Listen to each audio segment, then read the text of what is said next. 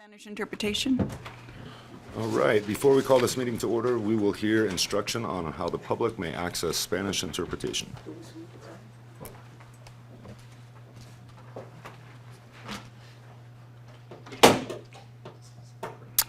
We cannot hear the Spanish interpreters in the city council chambers.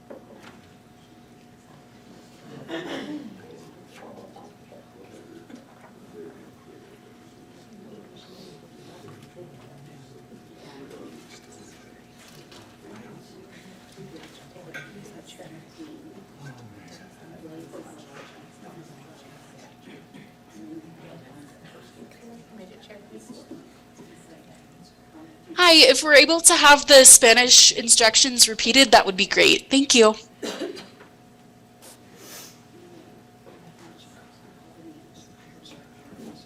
The following message will repeat in Spanish. We are offering live interpretation in Spanish via our Zoom platform.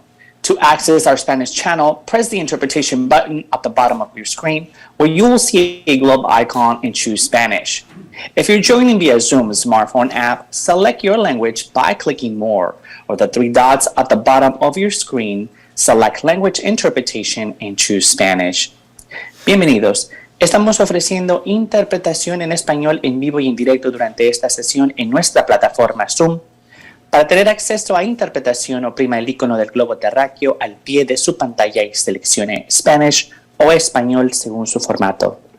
Si está uniéndose vía Zoom en su teléfono inteligente, seleccione los tres puntitos al pie de su pantalla, elija interpretación de idiomas y presione Spanish o español. Muchas gracias. Thank you. Back to you. All right, we will call this meeting to order, and we'll start with the Pledge of Allegiance.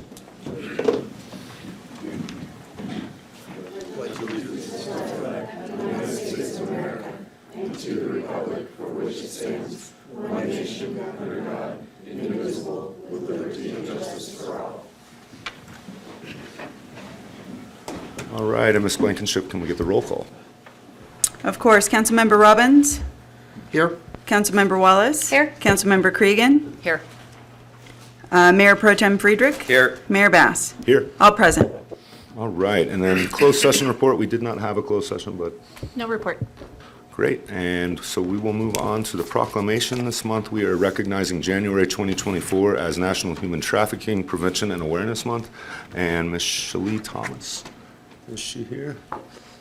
If she's not here, I think I'll just go ahead and read the proclamation from here. So, I'm sorry, did we have any representatives? oh, I did. Sorry, Yeah. my name Sorry. is Shelby Musante. Shelby, I'm thank sorry, you. Shelby. Come on up, Shelby. Thank you. Hi. Right, so we will turn this around so we can see the cameras. And if you want to come stand up here with me. All right. Whereas human trafficking, as defined by the Trafficking Victims Protection Act, is a commercial sex act and inducted by force, fraud, or coercion that's a difficult word, or when a person inducted to form such as an act is not 18 years old, or the recruitment, harboring, transportation, provision, or obtaining of a person for labor or services through the use of force, fraud, or coercion is for the purpose of subjection to involuntary servitude, debt, bondage, or slavery, and whereas human trafficking can happen to anyone, but certain populations are disproportionately at risk, including people affected by prior abuse or sexual violence, poverty and unstable living situations or homelessness, as well as those systematically marginalized and underserved. And whereas human trafficking is a nationwide public health and civil right crisis, its victims and survivors are everywhere, with South Lake Tahoe being no exception. And whereas even though awareness for this crime is growing, human trafficking continues to go unreported due to its isolating nature, the misunderstanding of its definition, and the lack of awareness about its indicators. And whereas increased community education on how to identify victims of human trafficking, along with increased knowledge of local resources and services for those affected by these criminal actions, can help restore freedom and dignity to identified survivors, as well as help diminish the number of future victims. Now, therefore, the City Council of the City of South Lake Tahoe does hereby proclaim January 2024 as Human Trafficking Prevention and Awareness Month, and encourage all our citizens to become more informed on this growing problem, to be vigilant and report suspicious activity, and to work towards solution to end trafficking in all of its forms in our community. Thank you so much. Thank you.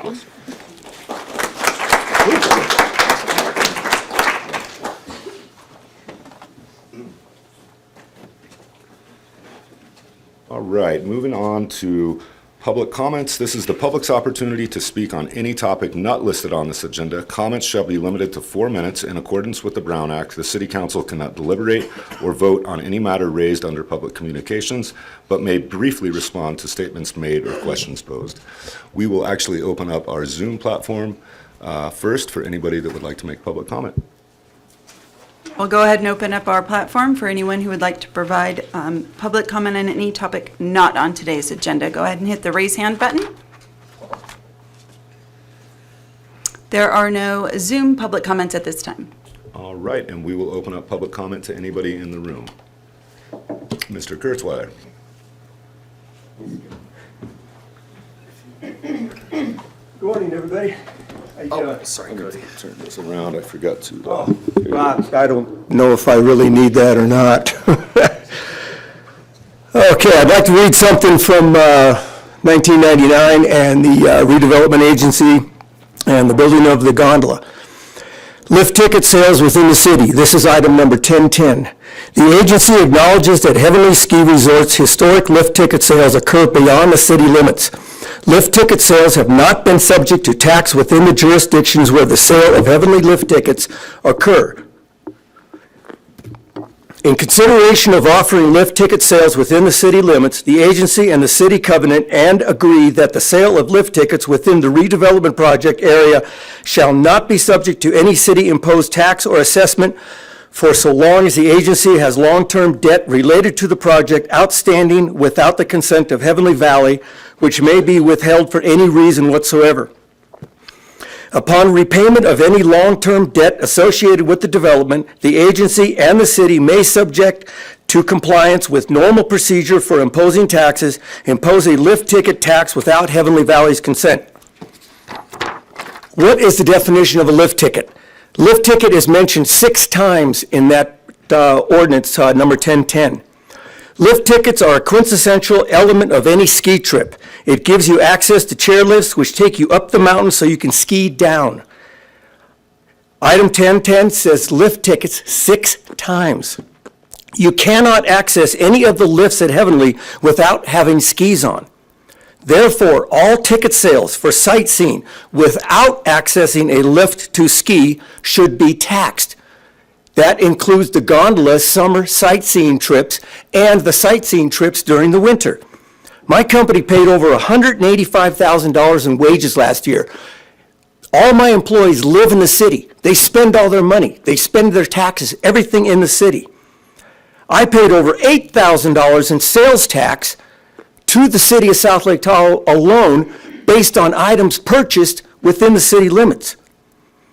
Instead of spending money on a consultant to determine if a tax hike on residents, visitors, and second homeowners, which we all know will fail, Why not spend the money on the feasibility of putting a user tax on non-lift access gondola ticket sales?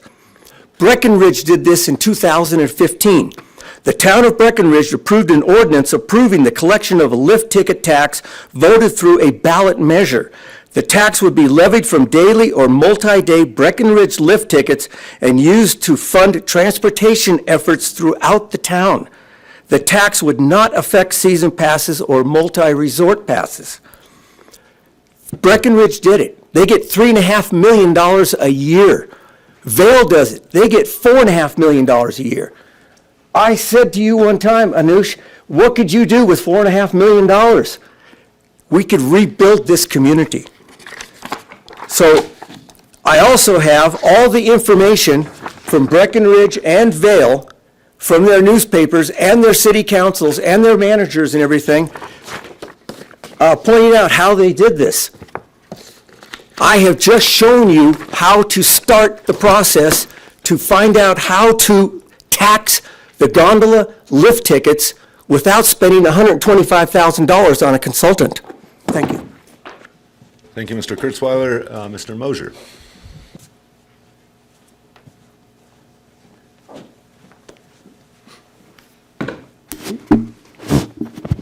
Ed Moser, South Lake Tahoe. Happy New Year.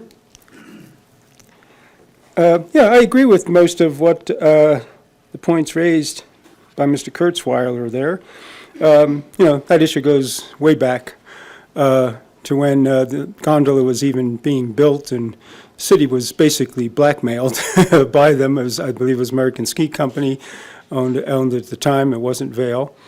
They threatened to put the gondola in coming into Harris parking lot, which was never a reality. There's no way in hell Harris wanted that in their parking lot. They have enough trouble with it being where it is, and people use their parking lot to park. So, that was, a lot of concessions were made and gifts made at the time in order to get it to the gondola to come down, be centerpiece in that Heavenly Village parking project area. So that's where the problems began. Another note is a letter to the editor concerning the various taxes and vacancy tax and whatnot being proposed or looked into. Is, affordable housing here. If you look, and there was mention in the article about Nevada side providing affordable housing, and I've pointed out at TRPA meetings and before here of how quite a few units in Nevada side have been destroyed. Look at the Beach Club where the mobile home park was taken out. That was probably the nicest mobile home park up here in the basin, or at least on the South Shore. Very well taken care of, skirts around, foundations even around them. A couple 80-something-year-old women came crying at TRPA meetings at the time, protesting it, that they're being thrown out after 30, 40 years living there and retired. The problem is there isn't a balance. Keep saying that there is no state line here, but there is very much a very well-defined state line. And, if they provide housing or apartments or condos are being built down in Carson Valley and Minden, Gardnerville and stuff for employees to live, well, that really doesn't solve the problem here. It just creates and exacerbates the problems. It was mentioned about problems being created by Democratic progressive liberals. That's, we're surrounded, if you look at our jurisdictions, the county, Placer County, Douglas County especially, we're surrounded by Republicans and very ultra-conservative Republicans. Look at the Wes Rice that they put on the board down at TRPA from Douglas County and what's going on with his wife currently being a fake elector. Decisions haven't been made here, and the bad decisions. Progressive liberal Democrats didn't bankrupt the city, during redevelopment, didn't make all the big decisions. That's a lie. That's a big fat lie. Like I said, look at the voting records, see how the voting patterns are and the voting records, and it's not Democratic, liberal, progressives certainly aren't in the basin, the majority by any stretch of the imagination or the surrounding communities. Thank you. Thank you, Mr. Mosier. Anybody else in the room that would like to give public comment? All right. We will go to any city commissioners that would like to give reports. Mr. Gregorich, no. All right, well, moving on, we will move on to our consent agenda. Anybody on the council that would like to pull an item? I actually have one that I need to pull, number 9, because, yeah, there's some questions, so I'll pull number 9. And other than that, we will open this up to public comment for the consent agenda. Ms. Blankenship, anybody on Zoom? Yeah, we'll go ahead and open up our consent agenda minus item number 9, which will be taken up separately. Anyone on our Zoom platform would like to make a public comment, hit the raise hand button. There are no Zoom comments at this time, Mayor. All right, anybody in the room for public comment on the consent agenda? Mr. Mosier.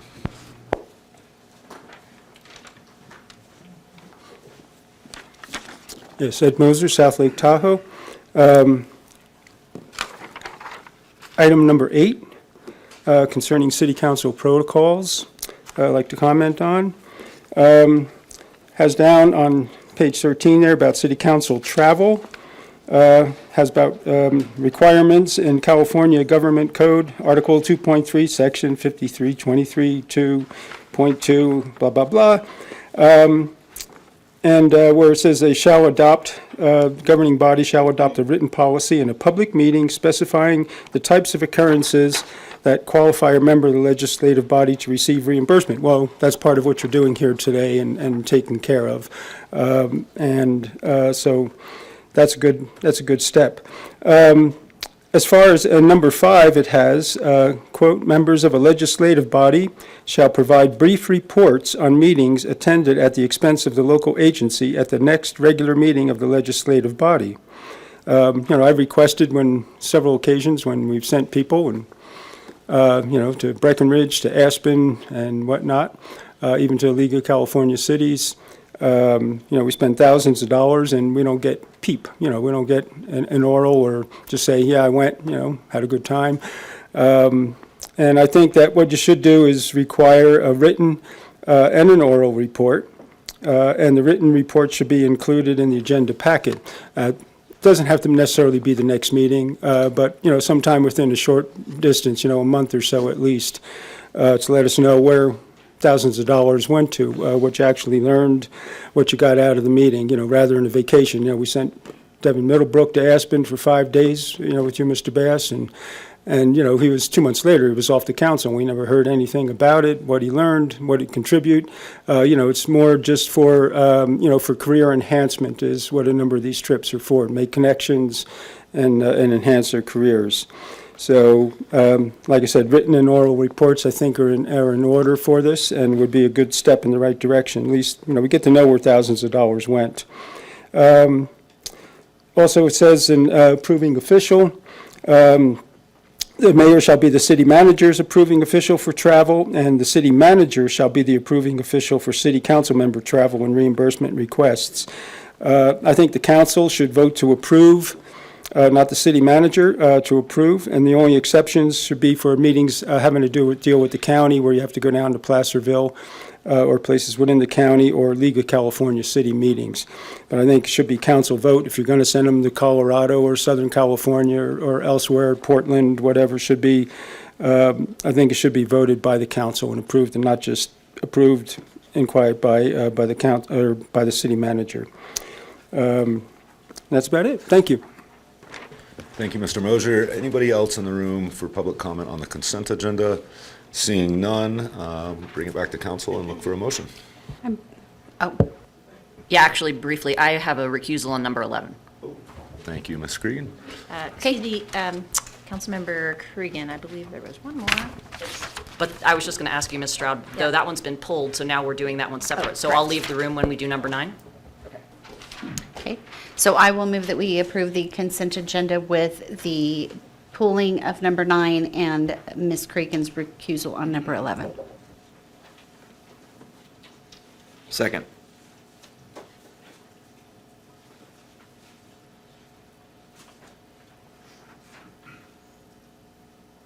That motion unanimously carries.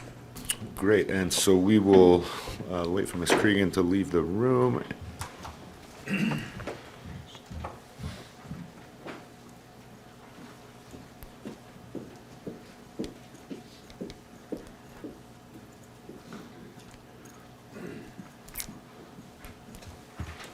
Right. So item number 9, I've pulled this. The reason is because I would like to get some language in the subrecipient agreement with the Homeless Coalition that will more or less guarantee that we have a warming room through the winters, which this winter has been funded through El Dorado County, which is great.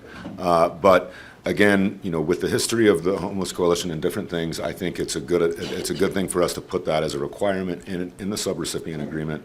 And I just needed the council's support to direct us to do that. You have my support. And I think one of the things is that we may want to put a time into that, like 3 years, 1 year, 5 years. My mind is that, one of the things is this is not a commitment of the city to fund the warm room, but it is a requirement for us to be for us to be the recipient and sign on to their grant, that they will figure out how the warm room will be funded with their own budget or going back to El Dorado County, but it would just be a requirement, so I want to be clear on that as well. And I think 5 years is reasonable.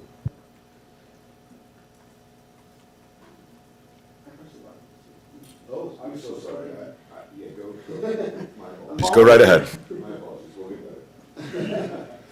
I just wanted to clarify, so this is for them to run the warm room for the next 5 years, or in 5 years for them to restart running the warm room? I just wasn't clear on what you were saying. Yeah, it would be for from now through 5 years. From now through 5 years, okay. Are we going to have I just want to make sure that they're able to do, I'm all for that, I think that'd be great. I would like to hear from the coalition that they are able to do that with the money, that is feasible. I think it should be. It sounds like it is. Would it be possible to hear from them so that we know that that's the case? If I may, Mayor Bass? Sure. Jessica Lomelli is here. Can she give a brief update on what the grant is and the partnership that she's building and working on with the coalition? And perhaps they would be able to answer that question as well. Absolutely. Thank you.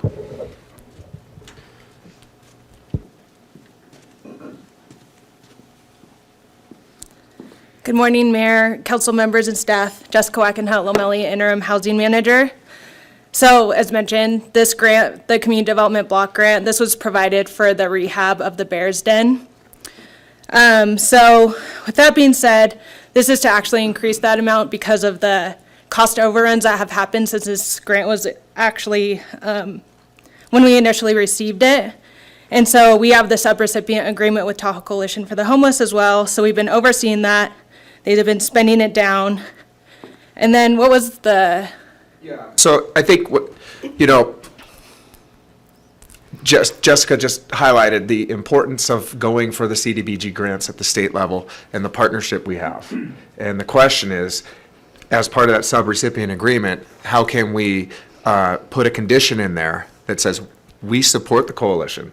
We're tackling this community issue together, but we want to make sure there's a 5-year commitment from the coalition to make sure there's a warming room open. That's the question. And so I think if Ms. Peterson from the coalition can answer how that can be a sustainable program, that answers the question, and we could just ensure that that's written in the sub-recipient agreement. Yeah, definitely. So I'll invite Kimberly Peterson from Tahoe Coalition for the Homeless. She's the Director of Housing Up to answer any questions about the shelter that they currently have operating, as well as address the continuance of 5 years potentially. Good morning.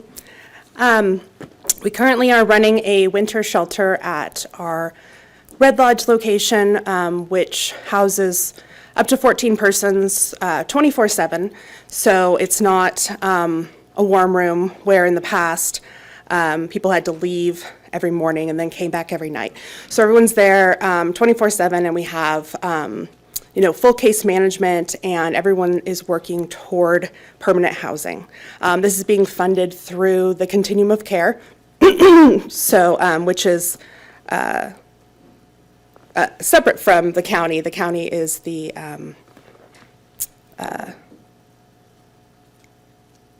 they manage the finances, but the Continuum of Care actually approved the funds. So, our goal really is to work on permanent housing for folks and not temporary solutions. And so we really feel that what we're doing this winter is something that meets that goal of getting people permanently housed. Whereas again, in the past, when we've done a warm room, and I did not work here during that time, but everyone had to leave every morning and then came back every night, and there was no there was no case management, supportive services offered. It was simply a place for people to be. And that was fully funded by private donations and fundraising. The coalition has struggled with funding to continue to fund the projects that we have. And so, asking for us to use what little funding that we have for something that doesn't work toward permanent housing is really difficult. Now, if the city wanted to commit to funding that, then because we'd have to hire staff, we have to find a location, we have to make sure that it's ADA accessible. And my understanding is that in the past, that has been a ton of work in finding a location every single winter, making sure it's ADA accessible, putting in, at one time they had to build a shower and all kinds of things, and that all of the permits are in place.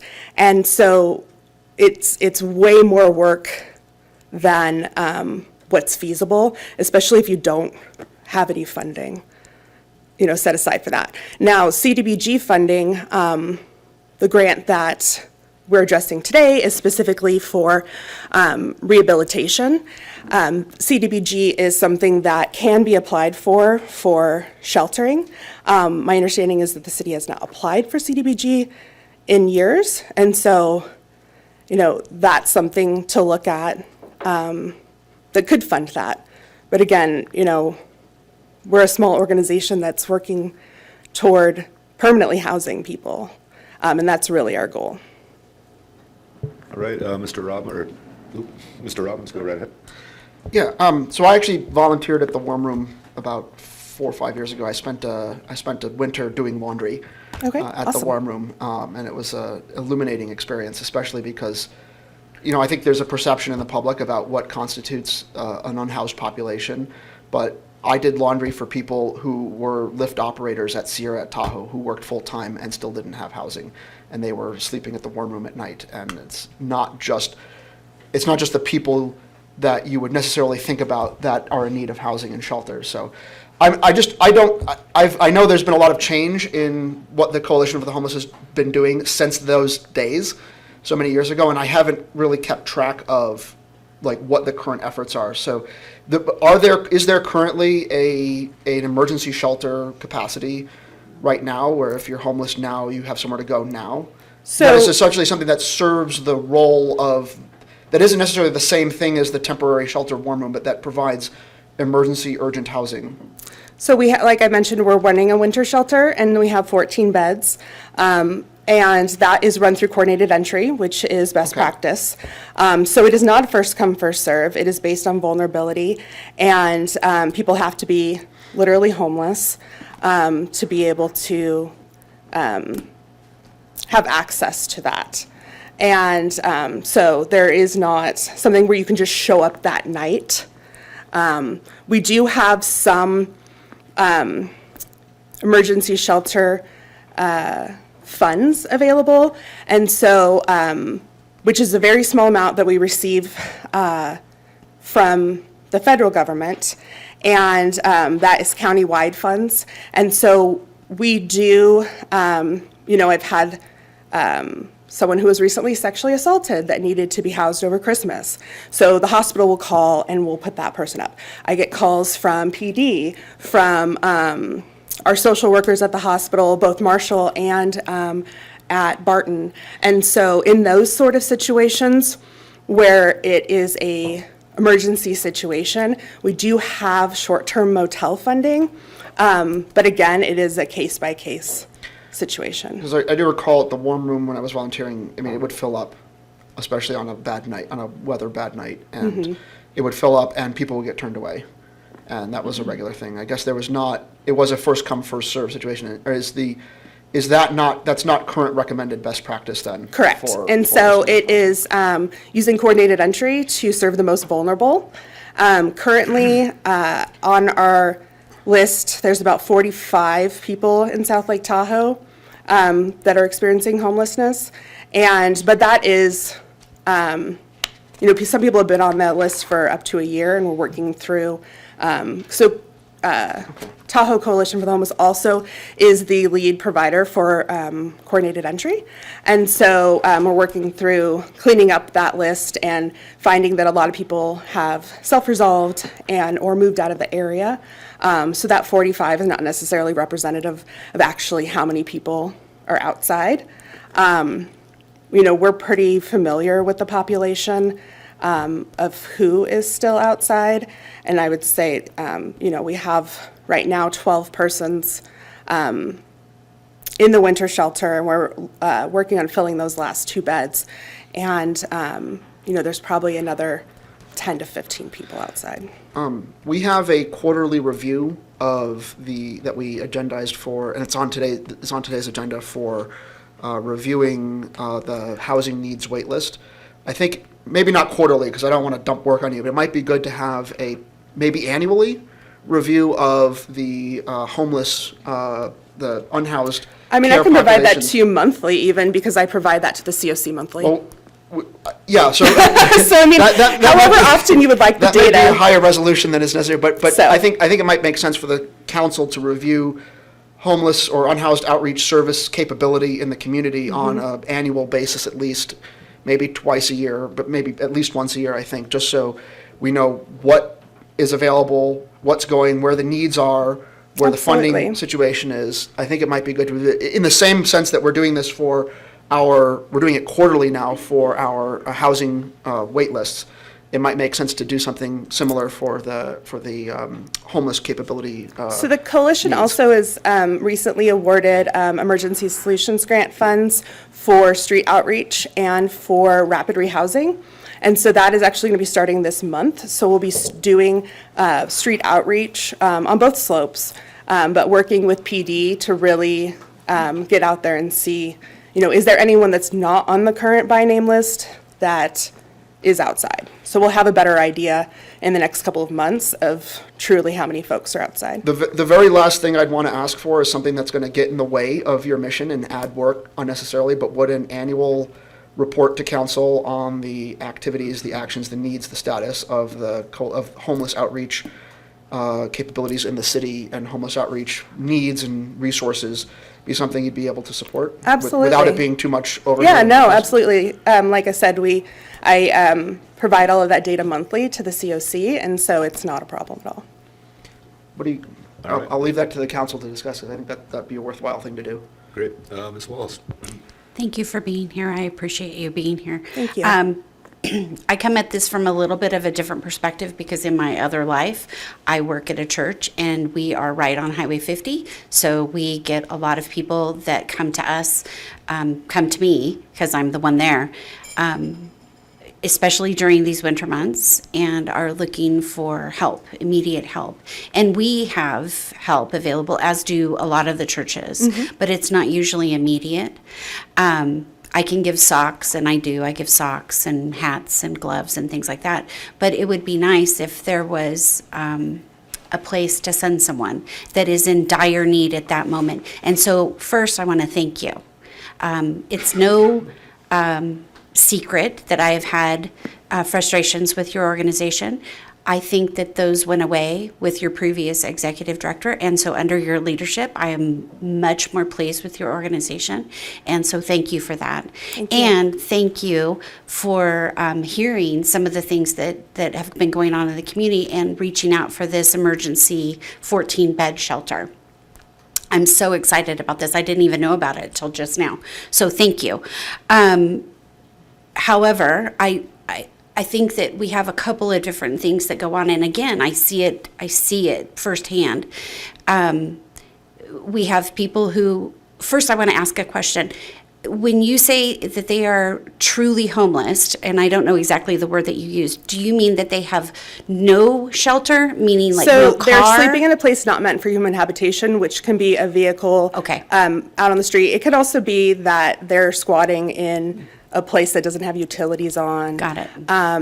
versus someone that is at risk of homelessness. Got it.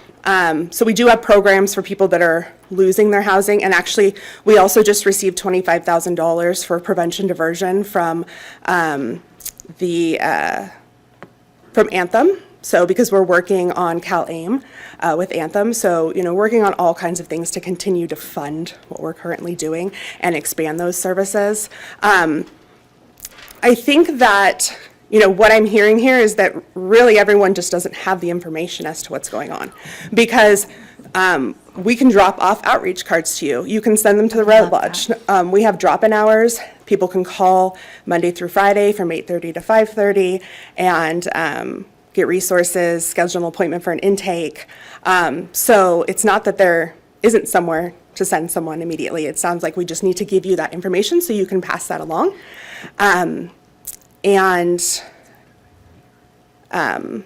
Yeah, we can also schedule, once we start doing outreach, we can schedule like an outreach time for someone to come to the church, to be there once a week for a couple of hours, to meet with anyone that comes in, that sort of a thing. During our bread and broth on Fridays would be great. But I do have a question, though, and it may be for Ms. Wackenhut Lomelli. So you said that you would need funding in order to provide something further or beyond what you're currently providing. Are there CDBG grants, because we have to partner with you on those? Correct. Are there available CDBG funds for what the council is describing, what Mr. Bass and Mr. Robbins and I, and I'm sure Mr. Friedrich agrees, what we're describing? Yes, so there are funds available. I have not looked at the current schedule as to when that grant application is due, so I'm Yeah. not sure if you know. Yeah, I'd have to conduct a little bit more research to see what they're currently targeting, because each time the allocation for CDBG is released, they have different priorities. So it'd be helpful for me to do some background research to see when that's coming out and the current schedule for the next year to see how that would look to fund something that TCH is doing. The fact that they have the program this year gives us a little bit of cushion. I was going to say something and now I forgot. I will let it go from there, but thank you. Yes, Thank you, and I would love to. Part of my frustration has been when we've sent people to you guys prior to your leadership, we were not getting any response. But if we have a lot of nights, like we had 2 nights ago, -2 degrees, that is unsustainable for someone even in a car, or, it's just not, it's not acceptable to me as a human being to allow that in my community, so. Mr. Friedrich. Thank you, Ms. Peterson. I'm sure you would agree with Ms. Wallace's last statement, given the work that you do. And so just kind of on the question of how much, do you know how much funding it would take to operate a warm room or an emergency shelter on an annual basis? That's my one question. And the second question would be, if that was a stipulation of receiving CDBG funds, would that be something you'd be able to accept, or your board could accept as a condition of these funds for the Bears Den? So the budget that I created for 5 months was $66,000 for 14 persons, but that is, like I mentioned, 24/7 case management that includes meals and our extra utilities, things like that. I am really not sure. I'd have to go back to the board because I was not here when they ran the warm room. So if we're looking at more of a warehousing situation where we're renting a space somewhere, I'm not sure what the cost was for that sort of a thing. I'd have to get back to you on that. So yeah, they didn't hire staff, and they also privately funded and fundraised for it every single year. This might be a question for staff. What would be our enforcement jurisdiction on this provision if we were to enact it, to say, okay, the Coalition for the Homeless needs to keep a warm room open for 5 years? What ability would we have to enforce that? Heather, would you like to take that? See Ms. Lomelli looking at me. Well, we could draft it in a way that's enforceable, but the difficulty would be that this grant isn't, the funds for the grant that we're passing through for the coalition isn't for the purpose of the emergency shelter. So if we were to enforce it by cutting off the funding for the refurbishing of the Bears Den, it might be at cross purposes with what we're trying to achieve. So I'm wondering, given the discussion, if it might make sense to bring back a discussion of how to fund an emergency winter shelter and with potential grant funding and a partnership as part of our memorandum of understanding we have with the coalition. Yeah, instead of if as I- part I of would this support agreement. that. If I may, I mean, I was just going to say that we do have a current memorandum of understanding. It talks about supporting each other to go for grants. And through the discussion here, I mean, I'd be more than happy to work with Tahoe Coalition for Homeless Staff and our staff to come back. But I'm not so sure there's a need at this immediate time.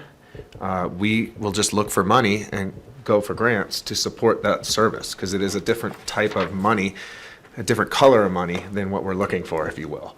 And I'm sure the coalition, I think it's a great idea personally to have an annual report on shortfalls, successes, how do we make this better, how do we make sure we have wraparound services for all in our community, so. Yep.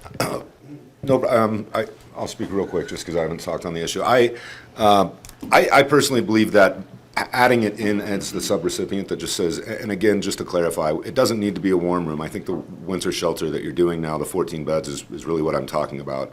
Adding it in the subrecipient agreement really just kind of says that you're going to do it, and your team is now, because you've got this year secured, your focus is going to have to be getting next year secured, and come back to us through our budget process, and let's go through these grant processes together, and let's do that.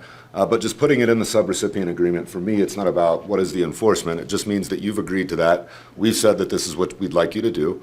And I would imagine that, like you did this year, you're going to make it happen next year. And let's please work together on getting the grants that we can get, and let's get possibly more money to get that to, if there's a possibility, to 20 beds. One of the things I'd ask you is, how many times are you to the 14-bed capacity? Are you seeing that fill up all the time, or kind of where are you at capacity-wise?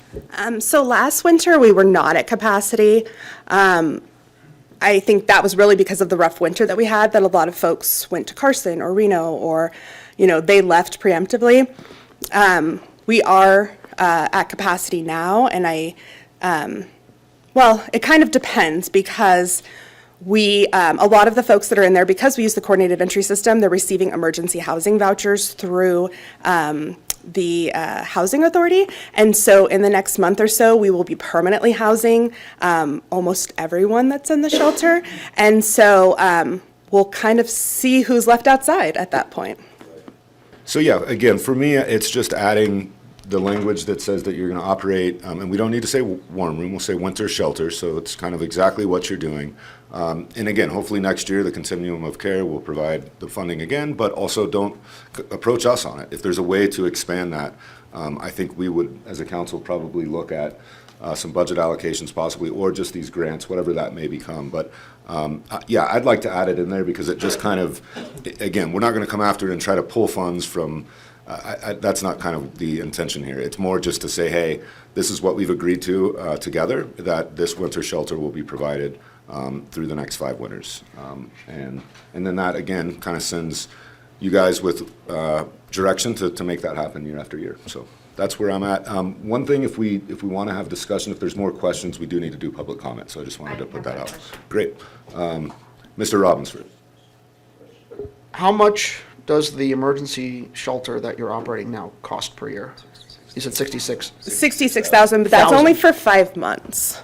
That's for the winter season, just for 66,000 per the winter season. Yes. That's not a huge amount of money. It's a lot of money for me personally, but it's not a lot of money relative to the city budget kind of scope of funding. I mean, and that's very bare bones. Yeah, so I would like, if this comes back as I think that it would make sense to consider having this come back as an agendized item to talk about the full capabilities. But one of the things that Councilmember Wallace mentioned is that there are other local charities that are variously involved with elements of providing support to the unhoused community, including churches and Bread and Broth and other organizations, in addition to the Coalition for the Homeless, which is obviously sort of central in that issue, but not alone. And, coordinate, it would be good for that discussion to also include a review of how that interacts with stacks and the other elements of the community. So I would like to see that agenda item be a somewhat more comprehensive discussion of homeless support in the city of South Lake Tahoe and the organizations that are providing that support,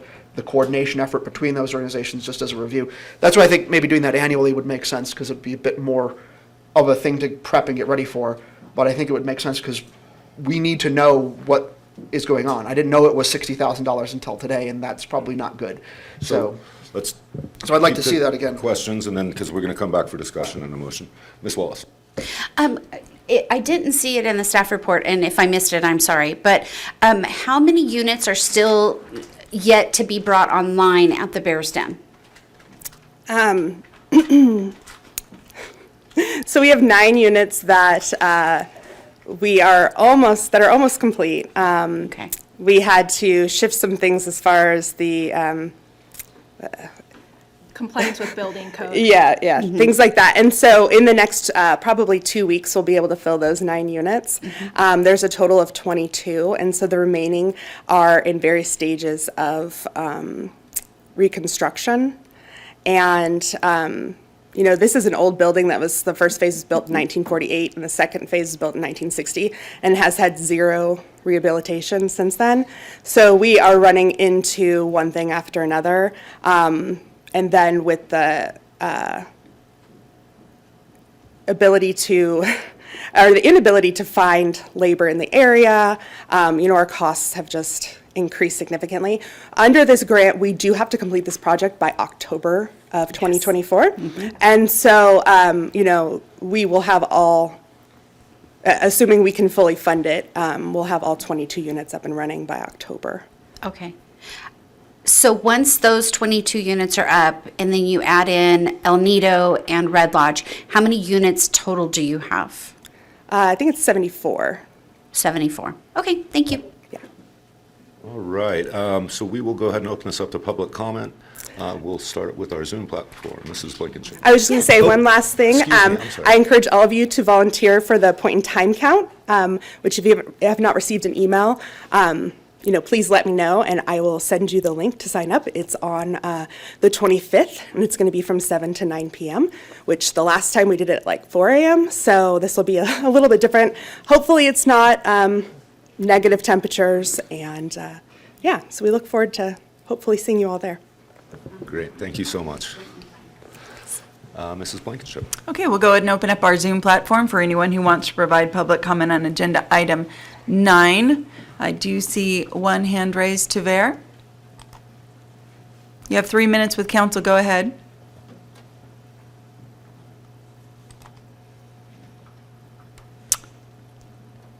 Hello? Hi. Hello, go ahead. Oh, yes. Actually, I was going to talk about the consumption. Are we not on that topic yet? Not yet. Oh, my bad. Sorry. It's okay, thank you. All right, there's no additional hand raised on Zoom, Mayor. Great. Can I go? Well, we got to move to the room public comment. Public comment in the room. I'm sorry. No problem. Anybody in the room that would like to give public comment on this item number 9? Seeing none, we'll bring it back to council. Mrs. Wallace. So I think this is a great idea, and I'm so glad that you pulled this. I think that we can be a partner with them, and I think that especially through the relationship that Ms. Wackenhut Lomelli is building with Ms. Peterson, and they can pursue CDBG fund grants and find a way to fill the need in the community that we have all seen, especially last winter and with the cold nights this winter so far. I think that if we were to put it as part of this subrecipient agreement, I would say we would do it in a with a light touch, if that makes sense. It sounds like it does. And then just encourage the relationship. And I think that we can do it in that way. I think that if we want to be good partners, we need to be good partners. So, Mr. Friedrich. Well said, Ms. Wallace. And I would certainly want to have a very light touch if we were to put something in, something that we intend to partner to find funds to provide emergency shelter, warm room, as, and not making this a requirement of these funds per se, but just an aspirational at least, or to get an annual, we've talked about an annual report, that we would seek a way to ensure that a warm room or emergency shelter continues, cognizant of the fact that $66,000 a year at least will be needed to do that. And the Coalition for the Homeless, I don't believe, has those funds set aside for the next 4 years of this 5 years. And so we would need to pony up or find some grants or talk to the county or the feds, right, for this to happen. And I think everyone would have a shared desire to see this happen in that fashion. So if we were to structure a motion along those lines, I'd be happy to support that. Great. Mr. Robin?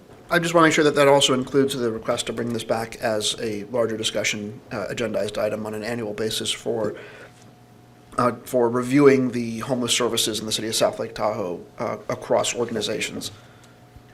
Great. In the meantime, if any of you have any questions, I deal with it every single day, and I would be happy to, and as I'm sure Ms. Peterson would be, to sit down with each of you and let you know how that works in the community, the group of resources and how we all work together through Family Resource Center, the churches, Bread and Broth Second Serving, all of that. So it's a really great community. Phoenix Food Pantry, which Mayor Bass, I know, has had a lot to do with and help. So yeah, any of that, I'd be happy to sit down with any of you, as I'm sure would Ms. Peterson.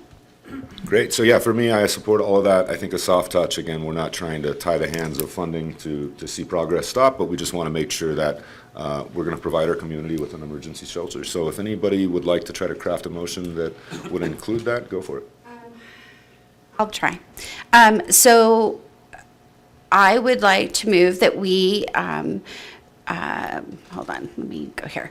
Pass a resolution amending this standard agreement issued under the 2020 Community Development Block Grant Program Coronavirus Response to add an amount not to exceed $632,040 for a total amount not to exceed 1.1 or $1,137,672, and a motion authorizing and directing the city manager to execute amendment number 2 to the sub-recipient agreement. And in that agreement, we would like to add a part that says that the coalition will work with city staff to pursue other grants, including CDBG grants, to operate a winter shelter in the community for the next 5 years minimum. And, yeah. And the Tahoe Coalition and then for any additional funds allocated from the 2020 Community Block Development Grant Program, rounds 2 and 3, authorized by resolution 2022-003 in an amount not to exceed $632,040. In addition, we would like the Tahoe Coalition for the Homeless and or a group put together by them to come back and report to council annually on things to do with homelessness and unhoused people in our community, period.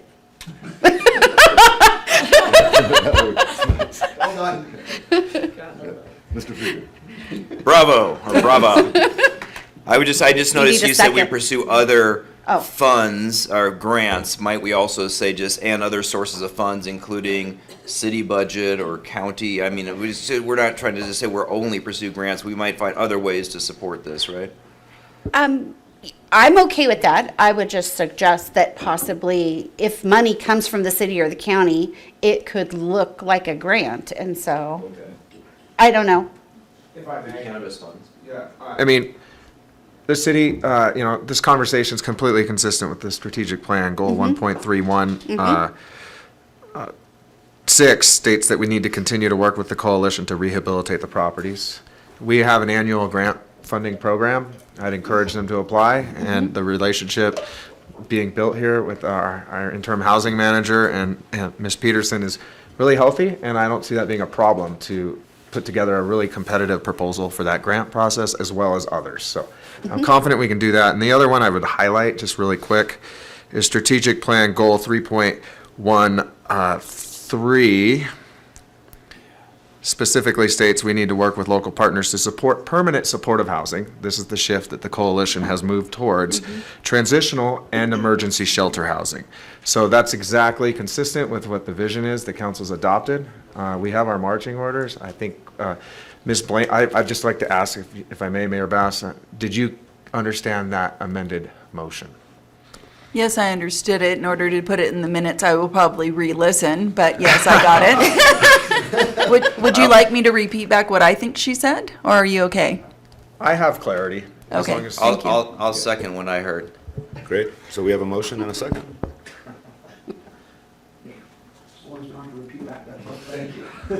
I'm not sure I could do it again. All right, so moving on to item 14, I will like. Sorry, that motion carries. So sorry about that. Oh, yes, and we will wait for Ms. Cregan to come back in the room.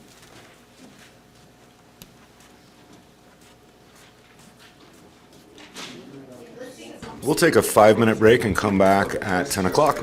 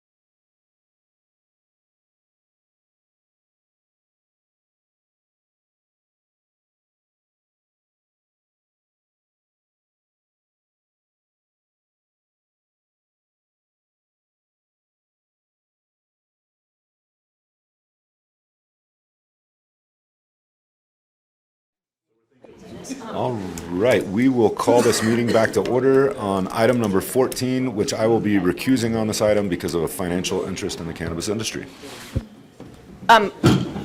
While we're just moving seats, okay, I just wanted to say, when I did my prior recusal, I didn't say the reason was because of a financial interest in property.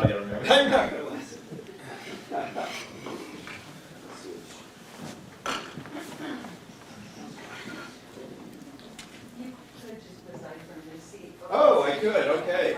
I just don't want anyone to be confused. I'll do that, that way I'll vote in the right place. All right.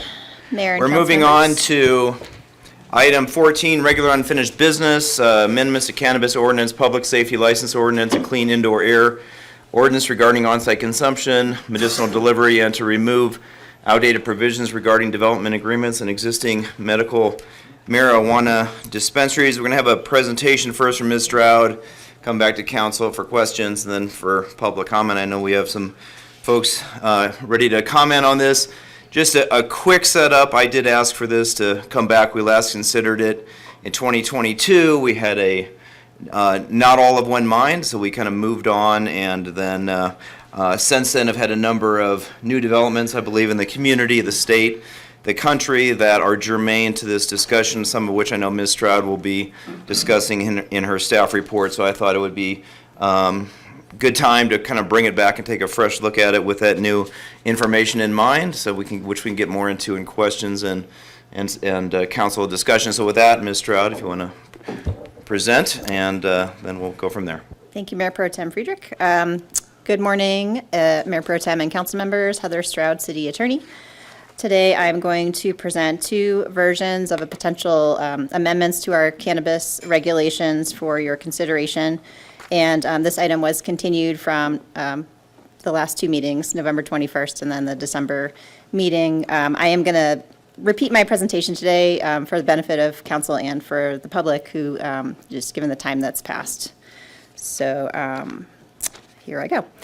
The first part I'll go over is the recommended amendments that are in both versions. This is what I would call the cleanup amendments. First category of those would be for medicinal cannabis delivery. Senate Bill 1186 is effective currently. It became effective on January 1st of this year and prohibits local regulation that impedes delivery of medicinal cannabis to patients. Changes to our ordinance provided in both versions would allow delivery of medicinal cannabis to patients from retailers outside the city of South Lake Tahoe with a public safety license. And it also takes out the limitations on business hours for those deliveries. So with those changes, we would be in compliance with the new state law. The second round of cleanup changes has to do with the development agreement requirement that's currently in there and the passage of Measure G in 2022. That Measure G passed and established a business and professions tax on cannabis businesses, which makes the development agreement requirement obsolete. So current businesses that are operating under a development agreement would continue to do so until those development agreements expire. But if there are any new applications that come in for cannabis businesses, they would not be required to have a development agreement and would instead be operating their business under a cannabis use permit and public safety license. This was anticipated in the original cannabis ordinance that was passed in 2019 with section 6.55.790D, which specified that if voters passed a tax, the DA should expire at the end of their term, and businesses operating under the DA would be subject to the new tax. And all of the current DAs expire in 2024, later this year, or 2025. The third set of changes in the cleanup version, in both versions, have to do with existing medical marijuana dispensaries. This provision allowed those to operate for 3 years, kind of amortization period, as adult use while getting entitlements from the TRPA and the city. Tahoe Wellness Center was the only existing dispensary, and it has now received TRPA approval for the Tourist Core Area Plan Amendment and a cannabis use permit in 2022, so those remnant provisions are no longer needed in our ordinance. Just a note on that removing those provisions would reduce the total number of microbusiness and retail licenses available by one, because that existing dispensary was not counted towards the total number of retailers. And so that would mean all the spots that are allowed under ordinance would be filled by the current operating retail operations. If that's not the desired result of council, you could add another microbusiness or retail license. Staff recommends not adding additional licenses at this time. Okay, so those are all the cleanup changes. Next, I'll go to the on-site consumption issue. So that is version 1 that's before you. Under that ordinance, permitted retailers would be able to operate on-site consumption areas, also called lounges, on their business premises. If it's an existing area permitted as retail, they would need a public safety license amendment to do that. If the retail area is being expanded, then in addition to the public safety license, also a cannabis use permit amendment would be required. This would comply with the state law requirements for cannabis lounges, including a state license from the Department of Cannabis Control for retail or microbusiness, access restricted to 21 plus only, no alcohol or tobacco sold on premises or consumed on premises, and the consumption area cannot be visible from a public area. If version 1 is chosen, there would also be required amendments to other code sections, including the public safety license ordinance and clean indoor air and health protection ordinance. To the public safety license, both versions would permanently allow curbside delivery at retailers. We did allow that as an emergency measure during the COVID time to reduce indoor contacts, and state law has recently been amended to allow this. We had no issues during that time. I've conferred with the police department, and they agree with making that change. Version 1 of the public safety license would also have all the operating requirements to ensure safe operation of consumption lounges, including hours of operation to end by 2 a.m. to be consistent with bars, and sales ending by 10 p.m. to be consistent with state law. A ventilation plan, security and lighting plan, measures to prevent loitering outside the establishment. Employee has to be present in the consumption area at all times. Employee has to be trained on assisting customers to avoid overconsumption, especially of edibles. Service must be cut off to impaired patrons to provide an option for a safe ride home. And the customers can only consume or smoke products purchased on site. No tobacco or alcohol consumption or sales. And the consumption area must be a separate indoor or outdoor space, not visible to the public, with separate entrance from the retail store. So those are the public safety license changes. The changes to the clean indoor air and health protection ordinance. Both versions are edited pretty heavily to be compliant with state law. I don't know if anyone's touched that one in a few years. And the workplace smoking restrictions under state law have become a lot more strict since then. So all of the exemptions that we had in there before have been removed. Version 1 would also allow smoking cannabis in consumption lounges as allowed by state law. In addition to that, I just wanted to flag that in the packet, there is a Public Health Institute Cannabis Policy Scorecard, which includes the South Lake Tahoe scorecard, has some interesting information in there. And wanted to address a couple things that have come up since we initially talked about this back in November. AB 374 was passed by the state legislature last year, but then vetoed by the governor. That would have allowed on-site consumption lounges to also have preparation of food, non-cannabis food and beverage products, and also to sell tickets for a live musical or other performances in the premises of the on-site consumption lounge. I understand that that was vetoed by the governor because of concerns about workplace smoking. And then also there was some issues or questions, comments that came up in the public comment in November about potentially the Myers dispensary allowing on-site consumption, and currently El Dorado County does not allow on-site consumption. I think that is all I had, and I'm available for any questions. Questions? Thank Ms. you. Cregan? Thank you, Ms. Stroud, for explaining this all to us again. I have a question, and I apologize if it's in here, regarding the clean indoor air ordinance piece.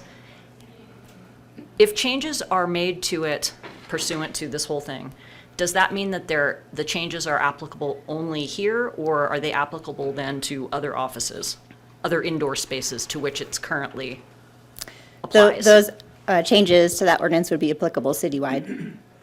Yeah. Okay, thanks.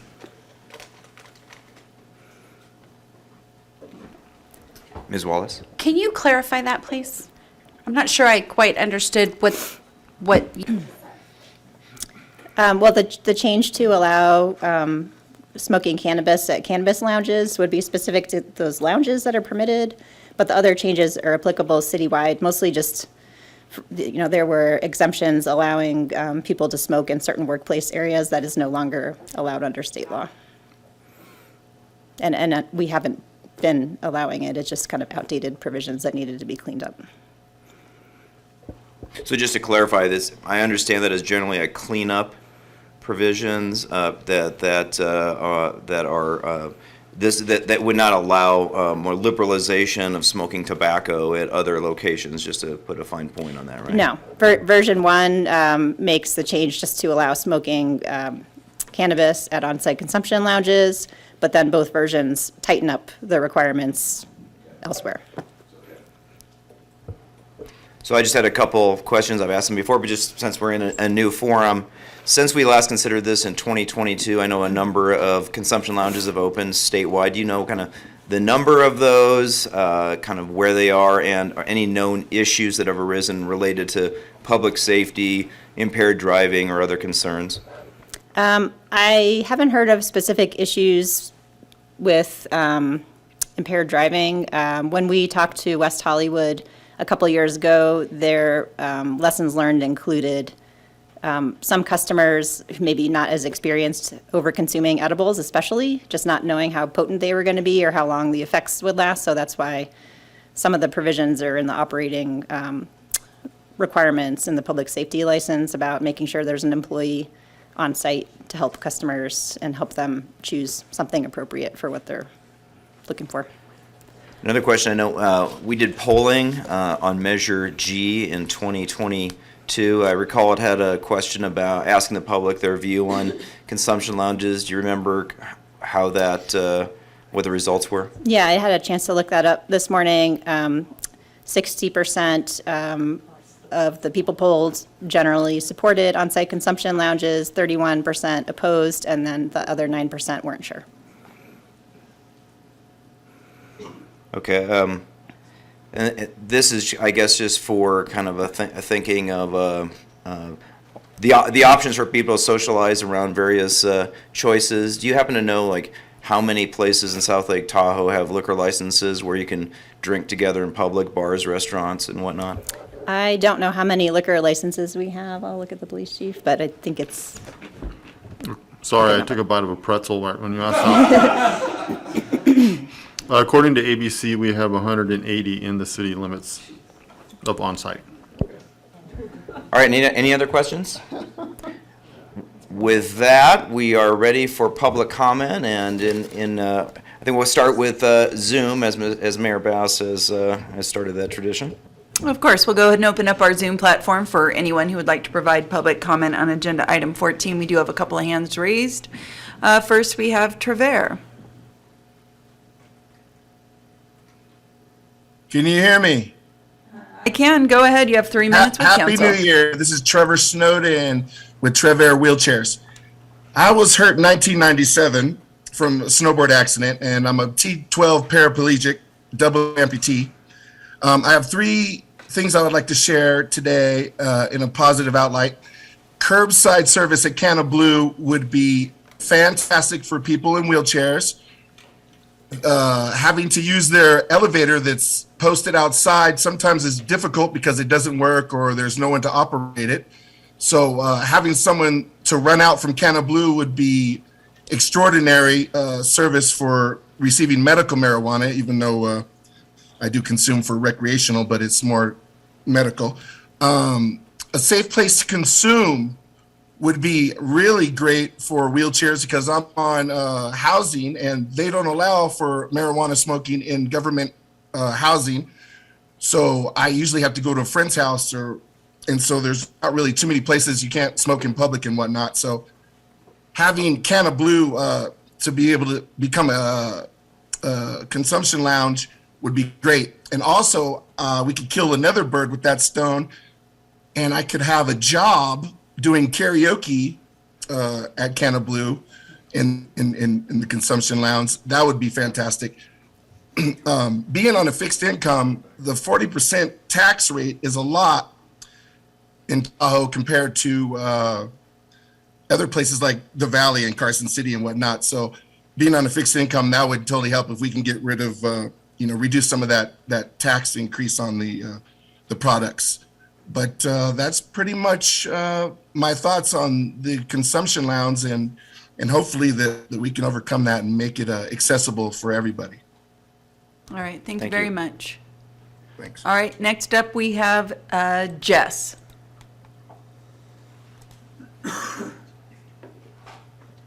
Good morning, everyone.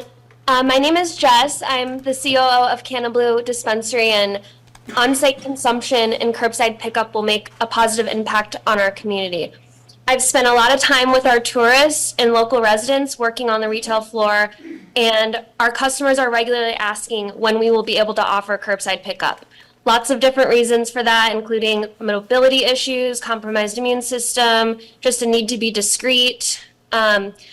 Equally as important to that is the need for on-site consumption in our community. Every single day, tourists ask us questions about consumption. Where can I smoke? Should I go to the beach and smoke?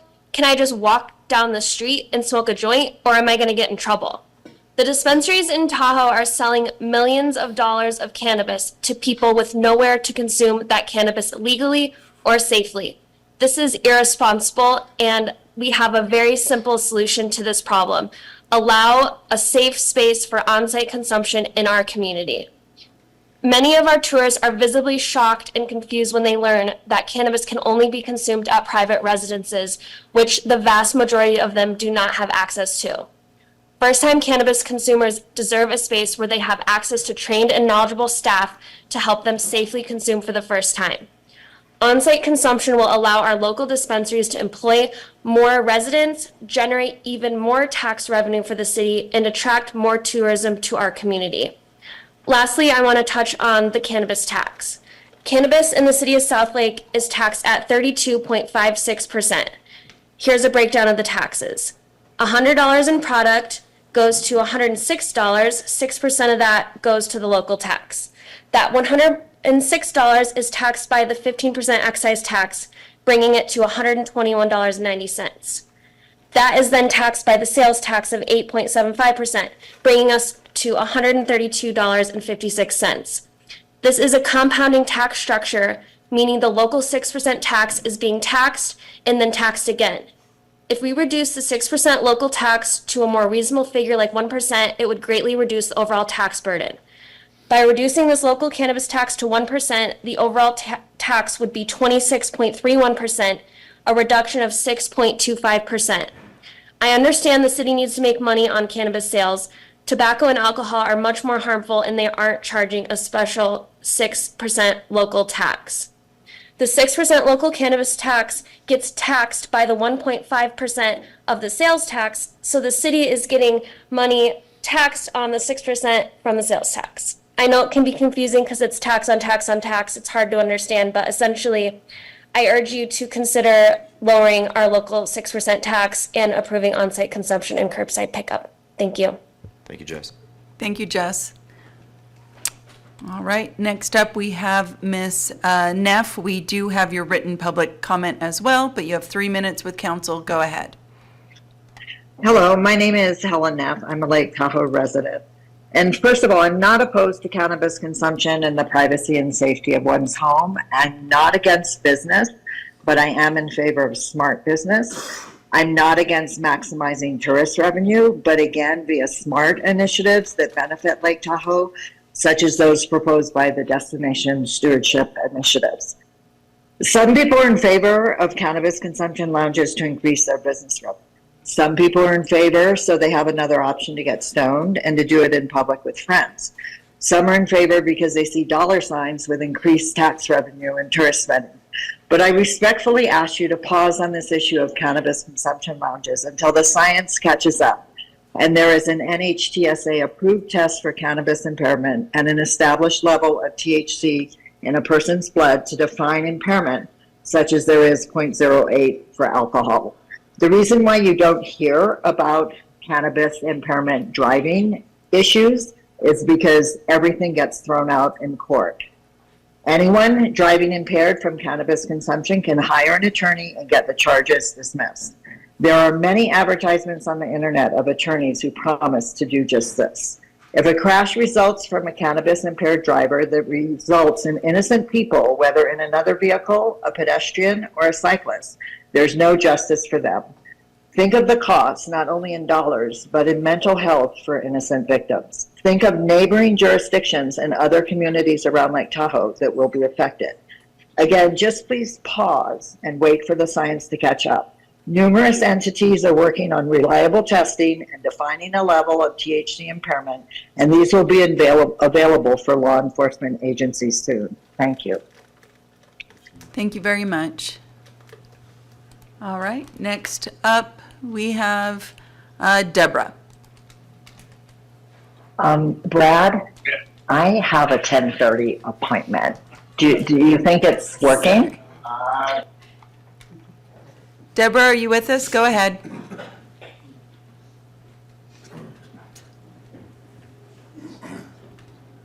All right, Deborah, we can't hear you. I'm going to just mute you for now. We'll come back to you in a minute. Next, we have Topher.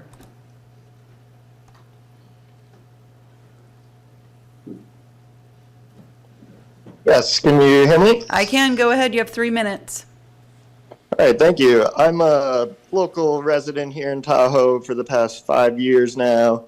I'm familiar with the cannabis industry, and yeah, I agree with the on-site consumption. I believe that these tourists or anyone who is new to cannabis consumption needs a way to be educated and guided through that process.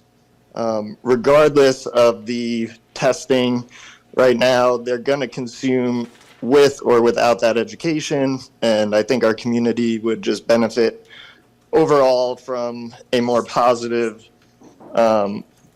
process to guide those people through that. And yeah, that's about it. Thank you. Thank you for your comments. Next up, we have Alex. Good morning, Council. This is Alex Goslin, owner of Cannablue. I wanted to thank everybody again for all the hard work that went into this amendment. Again, I said this the last time that I was here, but it was this was very well thought out, and there's too many things to go over all in my allotted time. But it's just a really great amendment, and I really hope that you guys pass it through. It's like a major step in the right direction. TWC, Cannablue, and Tahoe Green were all supporters of this amendment and the on-site consumption, including the majority of our locals, as that poll indicated. Consumption is already happening, in our town. Embark threw a party, and I attended it. It went off without a hitch. It was safe and comfortable and a totally good time. It just makes sense that you guys passed this bill so you guys could actually take consumption and then actually regulate it. So might as well just have that in your guys' hands. And I also wanted to bring up the curbside pickup. As Trevor stated, this is curbside pickup really, came in on COVID, and it was a godsend for some of our patients. Like Trevor, who has no legs, it's very challenging for him to get in and out of the shop. When we used to be able to just run out Trevor's order to him, it was an absolute blessing to him. There's a lot of customers just like Trevor out there. Also customers that are looking for a safe place to consume. When Trevor brought up that he's not even allowed to consume at his own home, where's he supposed to go? If he's in his wheelchair just smoking outside, that's not allowed. That's legal.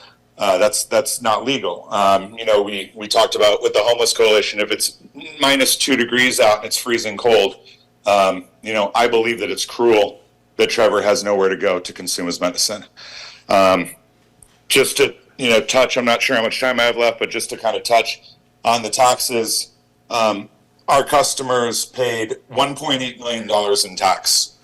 60% of our customers are locals. So that's basically $1 million that is coming out of our local economy. Dollars that could be spent at local restaurants, which we see them closing left and right, could be spent at shops. It's just, we really need to discuss lowering these taxes to something more reasonable to match Myers and to match Carson. Thanks so much. Thank you. All right. Next up, we have Deborah.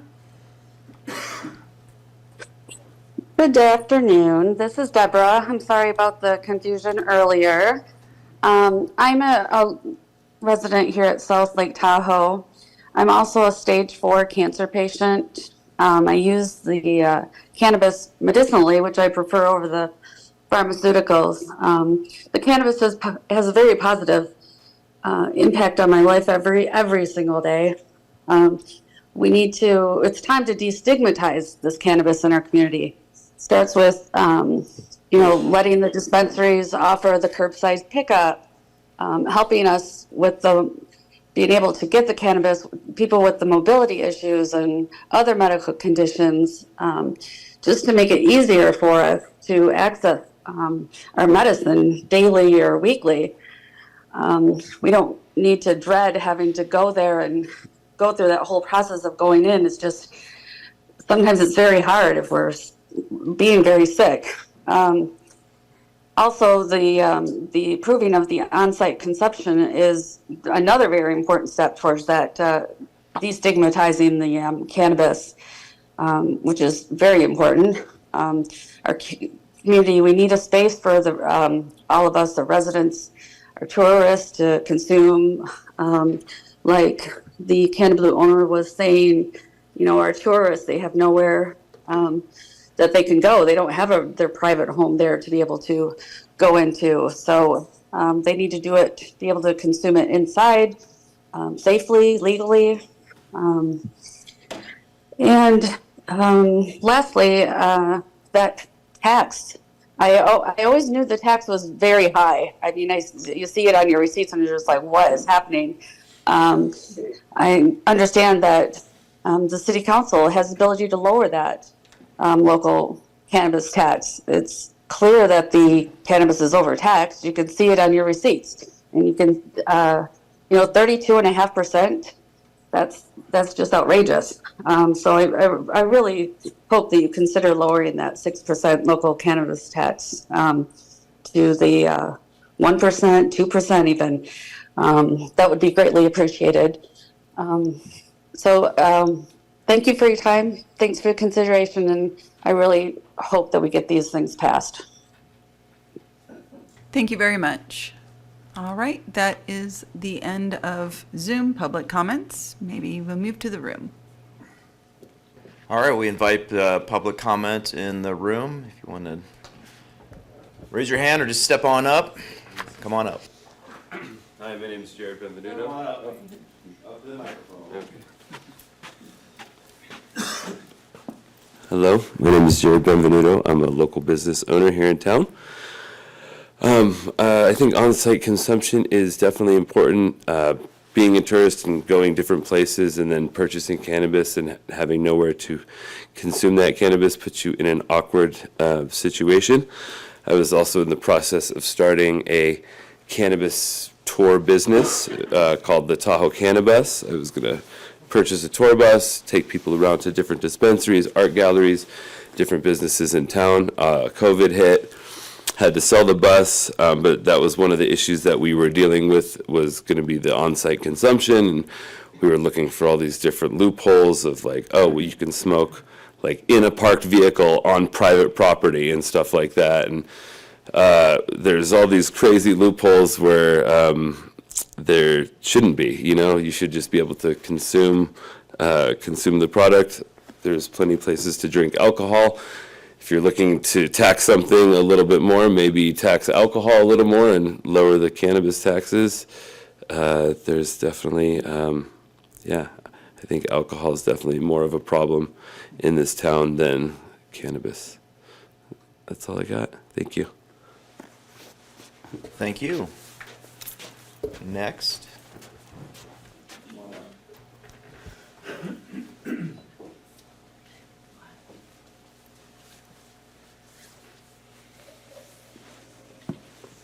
Hello, everyone. My name's Sarah Wenner. I'm the assistant manager over at Canna Blue, and I'm here to support on-site consumption.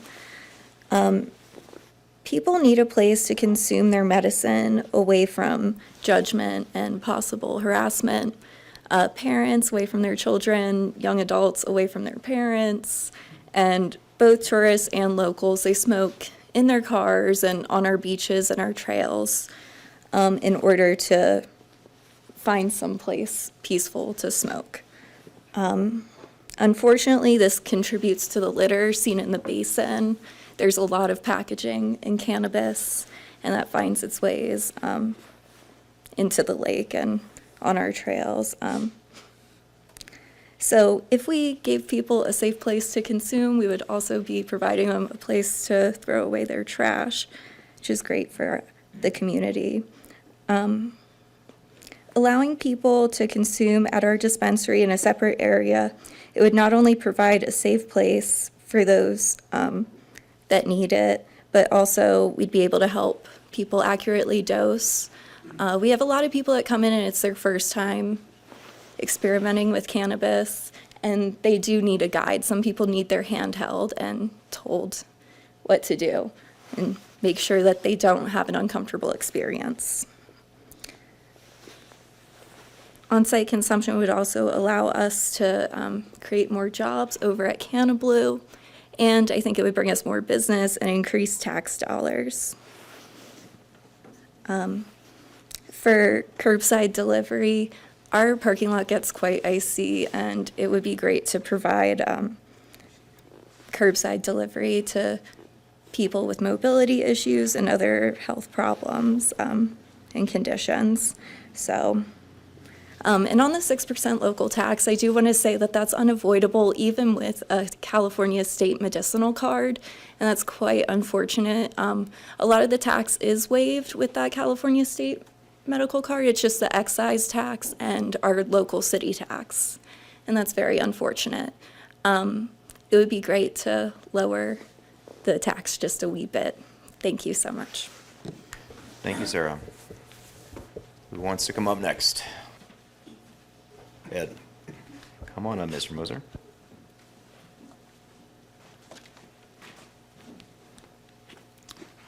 Ed Moser, South Lake Tahoe. Yes, for the third time.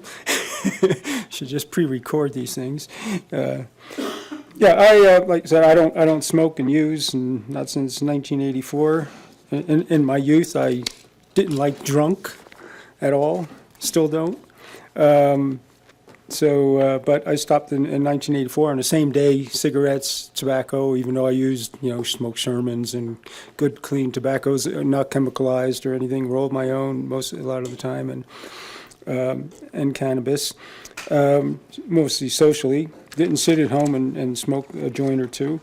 We have sidewalk, first, and one reason was 2 months after I stopped, also went to visit a friend who was hospitalized and took his last breath and was there at his bedside. And when I left the room and walked outside the hospital there was a trophy case at the hospital, and it had a bell jars and a formaldehyde. It had a non-smoker's lung and next to it a smoker's lung. So it was kind of validation. If you do smoke, and just, be aware of what's going in the body. And, I would suggest edibles is more of a healthier way to go. So especially with more of the oils and things that are in the cannabis today. It's not, Mexican ragweed anymore. So it's, it's a personal choice. That said, We have sidewalk bars here at Heavenly Village. Outside there, in the casino corridor by CVS. They stand out there with their drinks and their beers and whatnot, and people have to walk by and barely can walk through, and women get cat calls and stuff, tourists going through there and stuff. So, when you do have bars and, places they can be in. So, if you're going to have sidewalk bars, I think you can have cannabis lounges, and it really should be allowed. Also, for medicinal delivery is an excellent idea, and curbside also. We have, cannabis is no longer a controlled dangerous substance, shouldn't be treated as one in consideration. It's the same as alcohol, basically, just about legally. The casinos allow visitors to stand outside their doors to smoke. They can have lounges inside or so, and would be better and better for the visitors' experience. So I'm all for having lounges and allowing that, and with all your stipulations and guidelines, it's a good idea. Thank you. Thank you, Ed. Who would like to come next? Liz.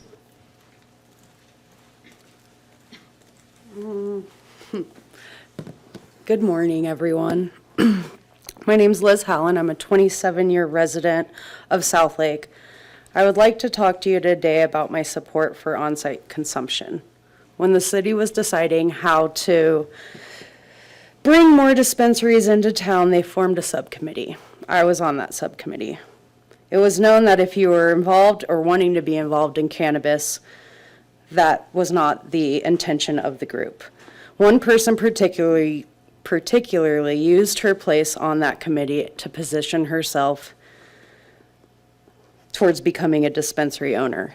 She also fought tooth and nail to have the ordinance written to exclude the type of permit and location of our only existing dispensary at the time.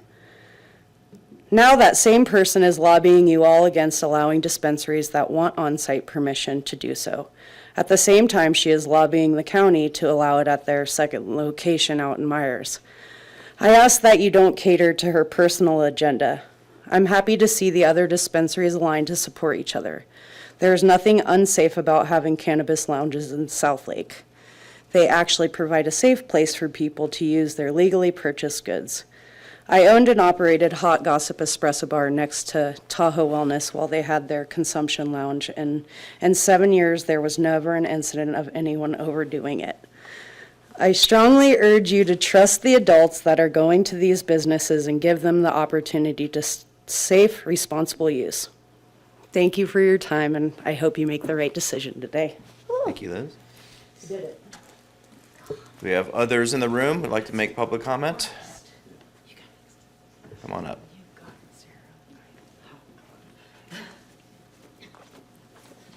Hi, my name's Reverend Sarah Reeves. I'm a local of Tahoe for 37 years now. I know lots of people in this community, and I've seen this community change throughout the years.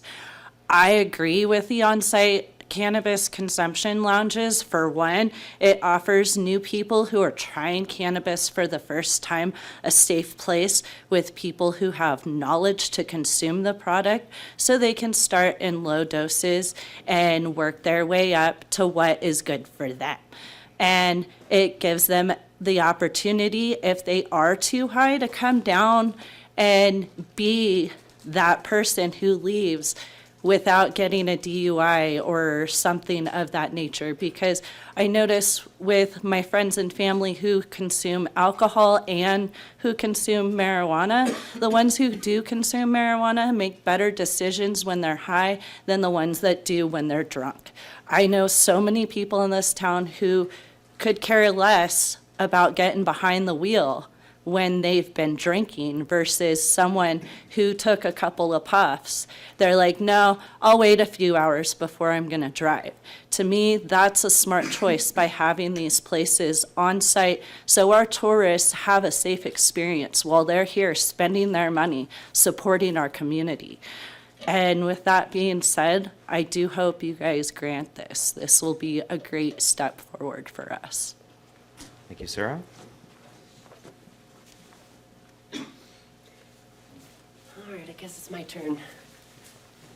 Melissa Soderston, South Lake Tahoe. I know you guys have all heard what I have to say about this before. I just really hope that this is the time that we get this passed. All of our businesses in town are struggling right now, and our cannabis businesses are no different. The taxes aside, I know that's a whole separate issue. I don't even think that's really up for consideration today. But we really need to do all that we can in our power to support our businesses here in town, which includes allowing on-site consumption. I think that you can't go to a single fundraiser for the schools here that doesn't involve alcohol. And that's, you're going, having a fundraiser, raising money for your school, and then drunk driving home. I don't really see how everyone is so concerned about cannabis driving.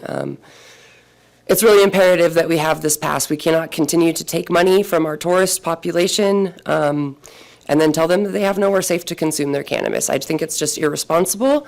This is an incredibly well-written piece of work. I hope you pass it. Obviously, my frustration has gotten to me after so many times speaking on this. I just really hope that you guys make the correct decision today and make our town a cleaner, safer, happier, healthier place. Thank you. Thank you, Melissa. Come on up.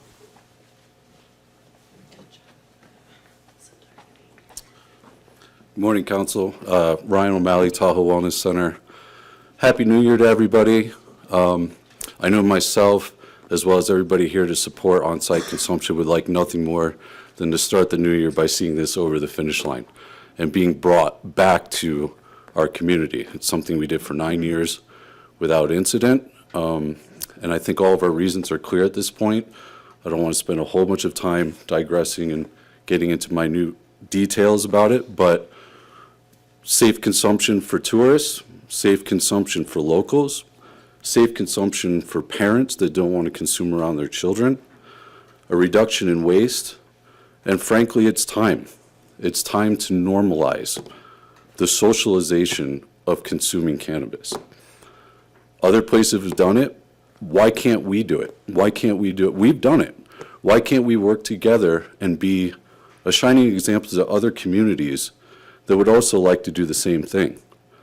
I see this as an opportunity to collaborate with each other to put it into place how we want to see it done correctly and safely. Yes, the taxes are an issue. I believe that that's also, I agree with Melissa, I think it's something that needs to be discussed and brought up another time. Let's get on-site consumption over the finish line. Let's work together. We have solidarity between our cannabis entities. We need a safe place to consume for our public. Let's do it. Third time's a charm. Let's vote yes, please. Thanks for your consideration. Thank you, Ryan. Anyone else in the room would like to make public comment? Mayor Bass. Mr. Bass, in your role there.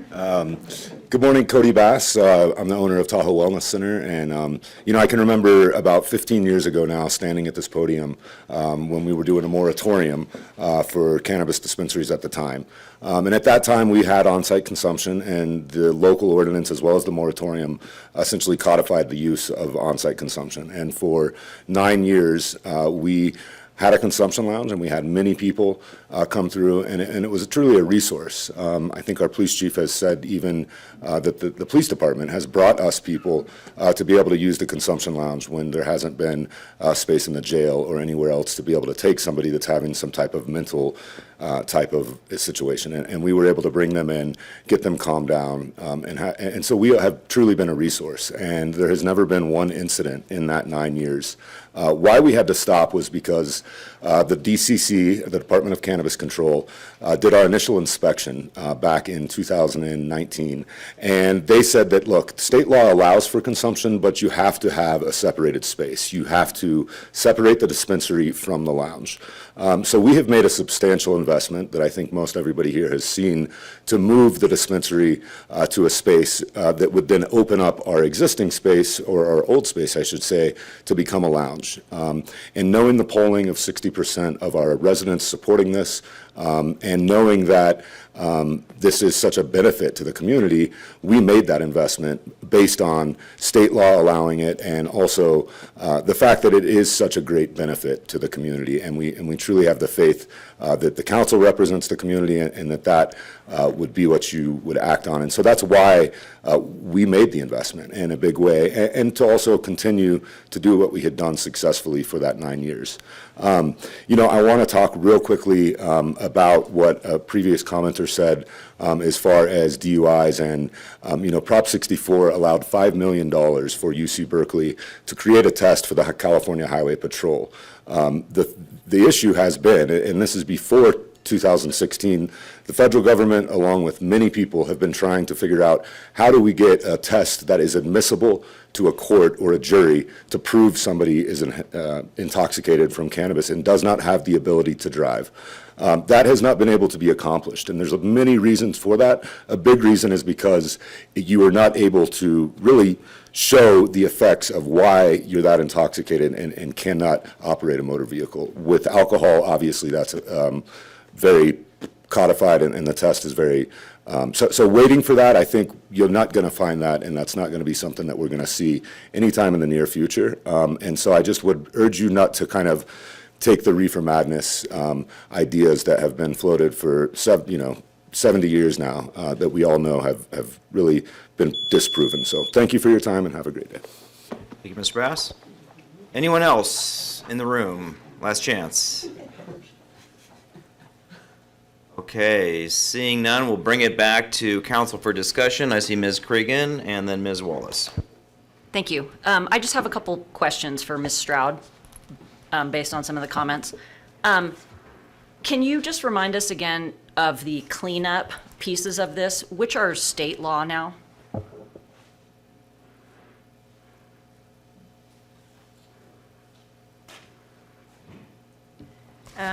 The cleanup pieces that have to do with state law are the ones involving medicinal cannabis delivery from SB 1186.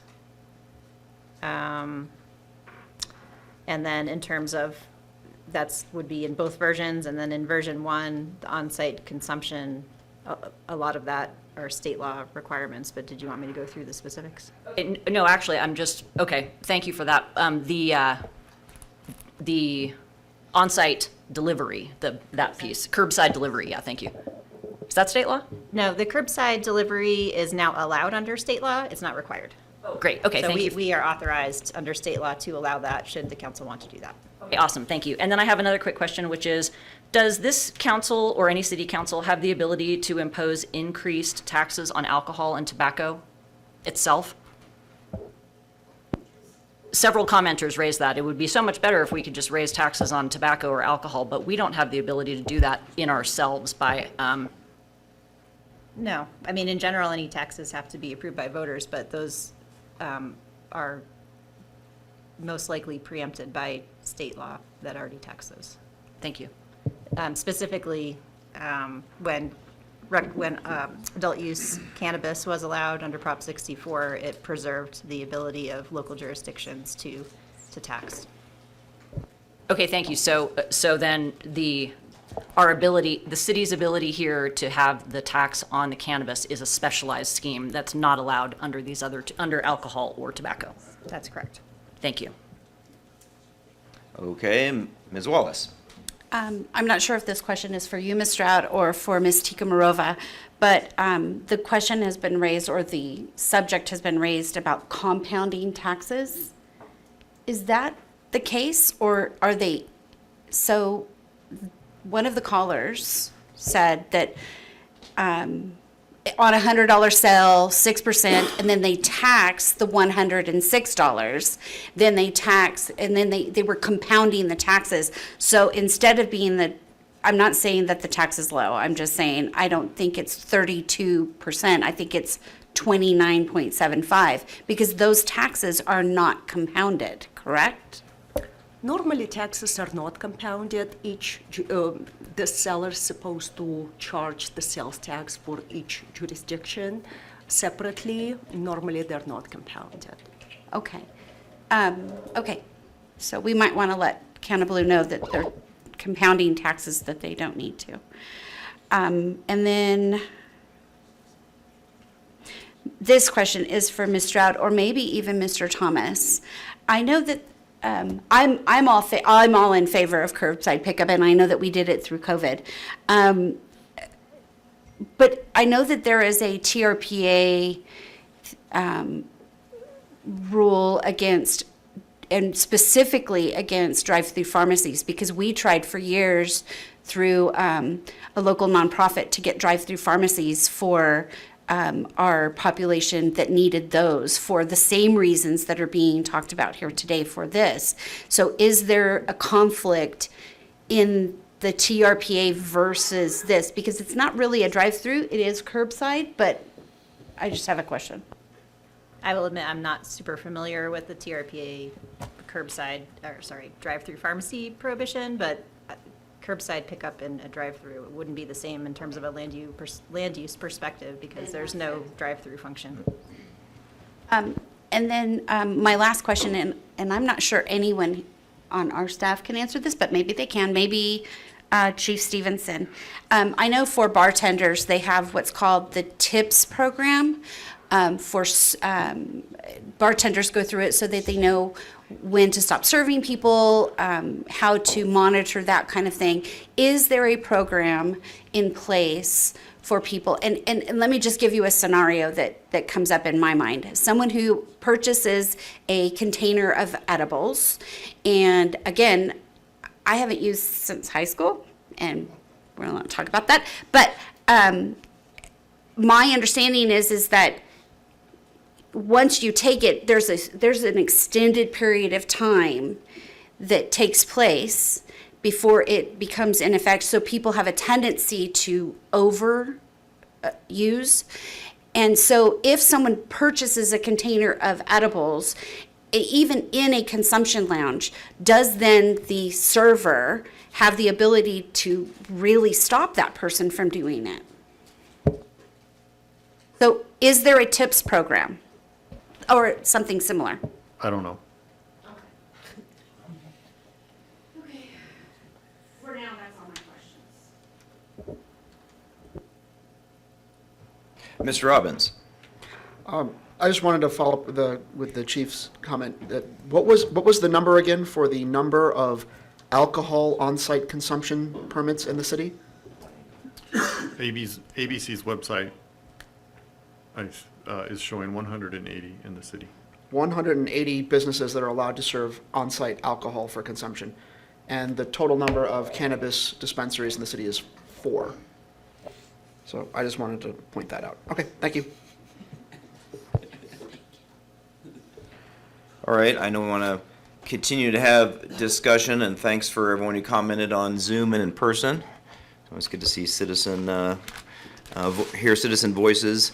And again, as I said up top, I know before we were kind of split on this, and so we let it lie, and that was a year and a half ago. And I just wanted to kind of review some, in addition to what we've heard in public comments, some of the policy decisions we've made or context changes that we've witnessed in the state and locally since we last considered this, just for our consideration. So just a quick review.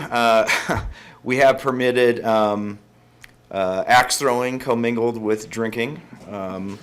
The Planning Commission did vote 3-0 to support this, including on-site consumption in September. A number of new dispensaries have opened up around the state, including in places like Eureka, Desert Hot Springs, Coachella, Palm Springs, and National City, which is a diverse community in San Diego County. As far as I know, we haven't seen or heard about issues related to driving and public safety. They could have happened, it just haven't really surfaced. And as we've heard from Ryan and others, TWC did operate on site for 9 years without incidents. We do have some decent experience. Related to driving, I certainly know this was a core issue that came up when we last discussed this. Lake Link has expanded now till 11 p.m. In a service area to Sierra Track that encompasses 3 of 4 of the dispensaries and possible future consumption lounges. And of course, we added the Safe Ride Home provision, which does not exist for the 180 bars that can serve up until 2 a.m. as opposed to 10 p.m. I did check with Ms. Stroud in advance. There's 26 places to buy cigarettes, which you can smoke in public all over town. Walk up and down the sidewalk, do what you want. I think another thing that's changed since we last considered this is 3 out of 4 of our retail cannabis establishments are strongly supporting these ordinances. We haven't heard from the 4th, so I presume they're neutral. I don't know. I mean, I haven't heard, about one way or the other from them. The Measure G results, as we heard earlier, were 2-1 in favor of on-site consumption. And then I would just find the context that, cannabis businesses have certainly been struggling under tax burden, as we've heard, and competition from illegal sales. We've had a number of dispensaries, scores around the state that have closed. And when we have a business that contributes the 6% to us on top of sales tax locally, funding $1 million grant program or so, then I think that's a consideration as well to find a way to provide support for them. So I just wanted to kind of offer some of those changes since we last considered that for our discussion and consideration here today. And Ms. Wallace. So I think I'm going to talk about where I'm at on this, because I think it's pretty clear where everyone else is at.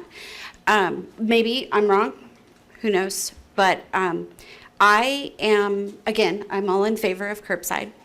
And Mr. Friedrich, I would like to thank you for bringing up the hypocrisy of my vote on the axe throwing alcohol situation versus my last vote on this issue, because it was.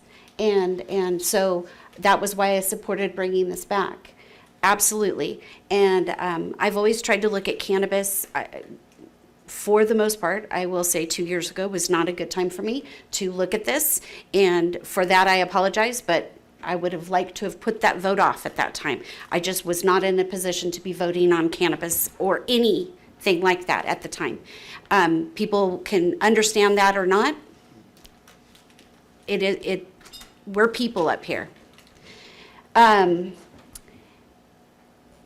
So based on that, I'm really leaning towards this. I really am. However, I have one little issue. We even talked about it in here, is the Clean Air Act. We're telling people that you can't smoke cigarettes and you can't smoke other things in almost every situation. And here's where I have the problem. It's not because of cannabis lounges, it's that we're mandating an employee to be in the room at all times. And it flies in the face of everything to do with the Clean Air Act and keeping people safe. And I'm sure that there are things, but that's one thing that I have an issue with. In general, though, I have listened to my colleague, especially you, Mr. Friedrich, and I appreciate you pointing that out, because I think sometimes we can learn from our past actions. So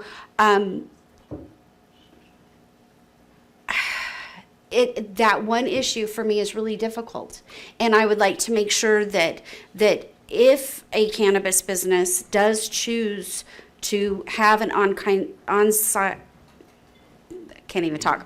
consumption lounge, that they take that into consideration, because mandating an employee to be in a room all day with smoke is different than just smoking, and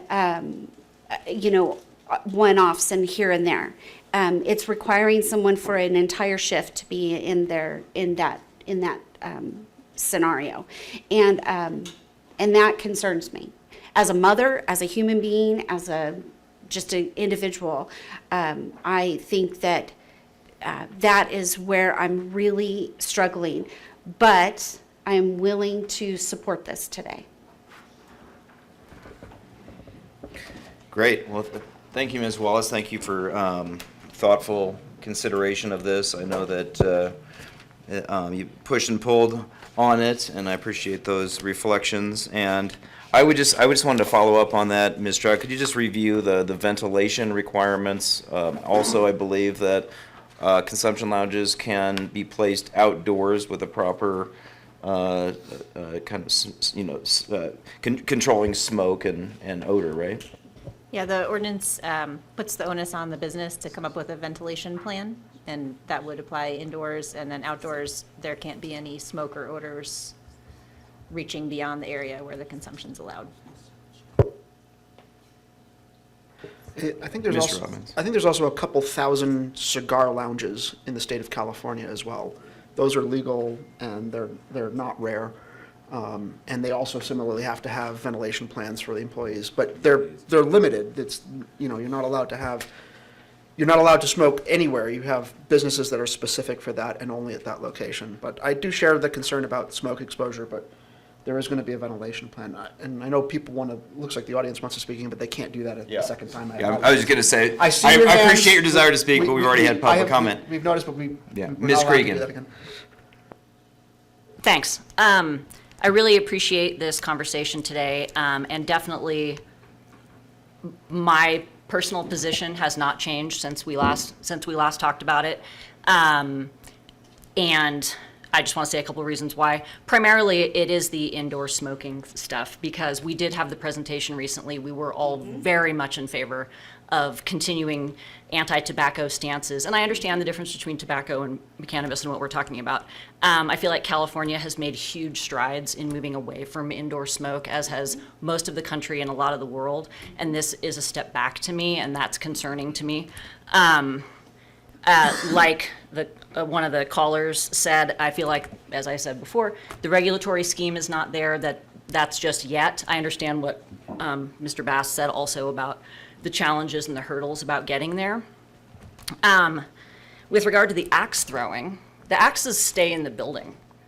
So the people who, that just to draw a distinction, the people who go in there and drink and throw the axes, they don't come out on the street and throw the axes. And my last point is, a lot of the commenters talked about tourists and how this will accommodate tourists.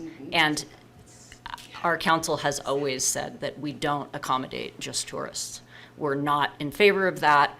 So that is really a hypocritical stance to me, to people be saying that. I sit here thinking that we have to think of locals, residents, visitors, everybody in our community. But I guess what I'm doing right now is representing the 31% of the poll who was not in favor of this, and I'm comfortable with doing that. Yeah, yes, Ms. Wallace. I would like to echo one of Ms. Cregan's statements. All of those who made comments, both in writing and in person, who have stated that tourism is one of the reasons for passing this, I would like to see them support tourism in all ways. So, because if you're really going to walk the walk and not just use it as a selling point, you should support tourism. All right. I would just say, my final thought is that our local retail cannabis establishments are very much rooted in the community, have a long history of supporting locals and increasingly, I think tourists both. And I guess I would share that we want places to be healthy, and I look forward to seeing that strong ventilation measures are installed and enforced, and and outdoor considerations where possible. I would certainly note that there are plenty of health concerns with tobacco provided at 26 establishments and alcohol in all kinds of ways. I did a little research. The the Columbia Mental Health and Addictions Journal showed $165 per alcohol user compared to $20 for marijuana users. On I think average annual health costs. So I think obviously there's concerns on a variety of adult choices, but I think to me it comes down to a consistency, fairness, and a policy that recognizes that we have a variety of options and we do our best to mitigate them. And I think on some of the concerns related to impaired driving and whatnot, that we have a much stronger mitigation scheme here than we do for alcohol. So I think it's, and I think Ms. Stroud, again, many have pointed out that I think this is a strong set of regulatory changes. I just would want one final point on all the taxes. We did talk, as you remember in Measure G, that we would bring back for consideration, is that tax level the right amount? We've heard that from a number of folks here. We'd have to consider, what is lost if we were to reduce the tax rate. Our grant program, we just talked earlier about using that for a homeless shelter, for example. But I would suggest, and I'm prepared to make a motion here, that we bring back, or that Ms. Stroud meets with the licensees and sometime in the next 6 months or so to look at this and other proposed regulatory changes. And have that discussion, bring that back for another time, but clearly we're not prepared to do that today. So with that, I'm just going to make a motion and see where we are with it. So I move that we pass a motion to hold a first reading by title only of version 1, allowing on-site consumption, and refer second reading to January 3rd, 2024 of an ordinance amending the following sections of the South Lake Tahoe City Code. 1, Article X of Chapter 6.55, Cannabis Regulations regarding on-site consumption at cannabis retailers, medicinal delivery, and to remove outdated provisions regarding development agreements and existing medical marijuana dispensaries. 2, Chapter 4.180, Cannabis Public Safety License Ordinance regarding on-site consumption at cannabis retailers and curbside delivery. And 3, Chapter 4.100, Clean Indoor Air and Health Protection regarding on-site consumption at cannabis retailers, and to comply with changes in state law on smoking in workplaces. I'll second.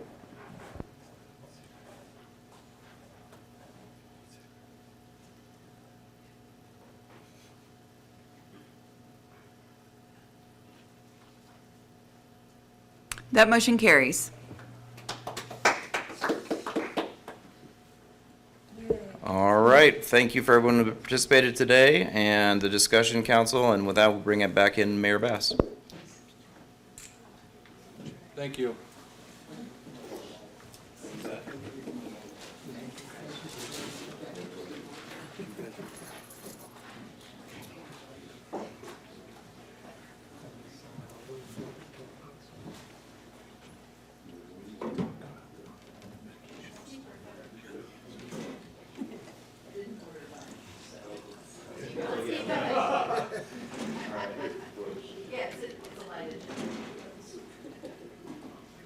Right.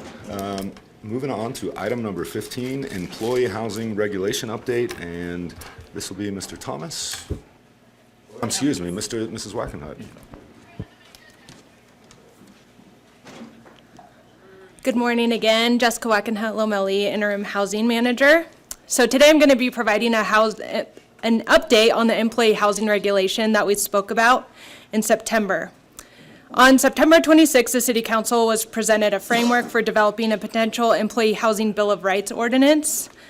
Council directed staff at this time to draft the ordinance based on the framework presented.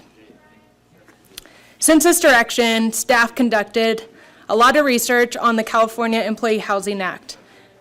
We also met with staff from California Housing and Community Development Department, HCD, which administers the state's employee housing program. HCD monitors and implements the state's Employee Housing Act, which already regulates the areas of concern that we identified at this previous meeting. The table that's included in the staff report shows the areas of concern by both City Council as well as what the Employee Housing Act regulates. HCD issues annual permits for properties to operate within the different jurisdictions, and they're responsible for the enforcement as well. State law also allows cities and counties to assume responsibility for enforcement of the Employee Housing Act upon written notice to and approval by HCD as a local enforcement agency. There are many jurisdictions that opt out of becoming a local enforcement agency due to the lack of cost recovery to implement and enforce the Employee Housing Act. Several jurisdictions have relinquished authority to HCD after becoming a local enforcement agency. During some of our conversations that we had with HCD about the act, we also learned that HCD is working on increasing the allowable fees associated with the employee housing program, and they're anticipating to increase those fees as early as July of 2024. So under the local enforcement agency scenario, the city would assume responsibility for the following: inspecting employee housing on an annual basis, investigation of complaints and violations of the Employee Housing Act, annual monitoring evaluations of local enforcement agencies to ensure their performance and ability to enforce the Employee Housing Act by the state. So today we're here recommending that council choose one of the following. The first is to direct staff to report substandard housing complaints related to employee housing received via the housing hotline that we already have in operation to HCD for investigation and enforcement, or council adopt a resolution for the city to become a local enforcement agency. I'm happy to answer any questions. Great, thank you, Mrs. Wackenhut, Lameli, and Mr. Robbins. Do we know what those fees are going up to, or what the proposed fee, the new increased fees are going to be? We do not know that yet. Okay. I have a question on preemption. We are preempted from requiring, for example, all hotels post the employee housing rights notice in their facilities beyond the condition that they must have 5 or more people in employee housing. Could we require hotels to post a sign that says, if you are housed in employee housing and have complaints, call the city housing hotline? Yeah, that's something that we could probably do. Okay, so we can't do, that's actually good news. So we actually could require the hotels, because my concern is that I looked up the list of employee housing, the list of authorized employee housing providers in the city of South Lake Tahoe, and there's 4, and they're all Vail. And we have testimonial evidence that hotels in our community are providing employee housing for temporary workers, and they are not authorized, and they're not on the HCD list of authorized hotels. So there's clearly a disconnect between the hotels either not knowing that they're required to register and be inspected and post this information, or they're ignoring the law. And my concern is that trying to reach out to transient workers is going to be difficult, and I think we should consider a requirement to say all hotels must post information that if you have complaints about housing, to at least call the city, and so that is something that we could do then that wouldn't be preempted. That's good to know. But Okay. since that's not part of this action, we need to bring that back later. That's not unreasonable. Okay. Questions, any other questions? Seeing none, we will go ahead and move to public comment. Thank you, Mrs. Wackenhut. Mrs. Blankenship. Yeah, we'll go ahead and open up our Zoom platform for anyone who wants to provide public comment on agenda item 15. There are no Zoom public comments at this time, Mayor. All right, anybody in the room that would like to give public comment? Seeing none, we'll bring this back to council for discussion and/or a motion. I would be in favor of number 1, but for the reasons stated by Ms. Wackenhut-Lameli, not number 2, the motions, not establishing the city as the local enforcement agency. Great. I agree. So I'm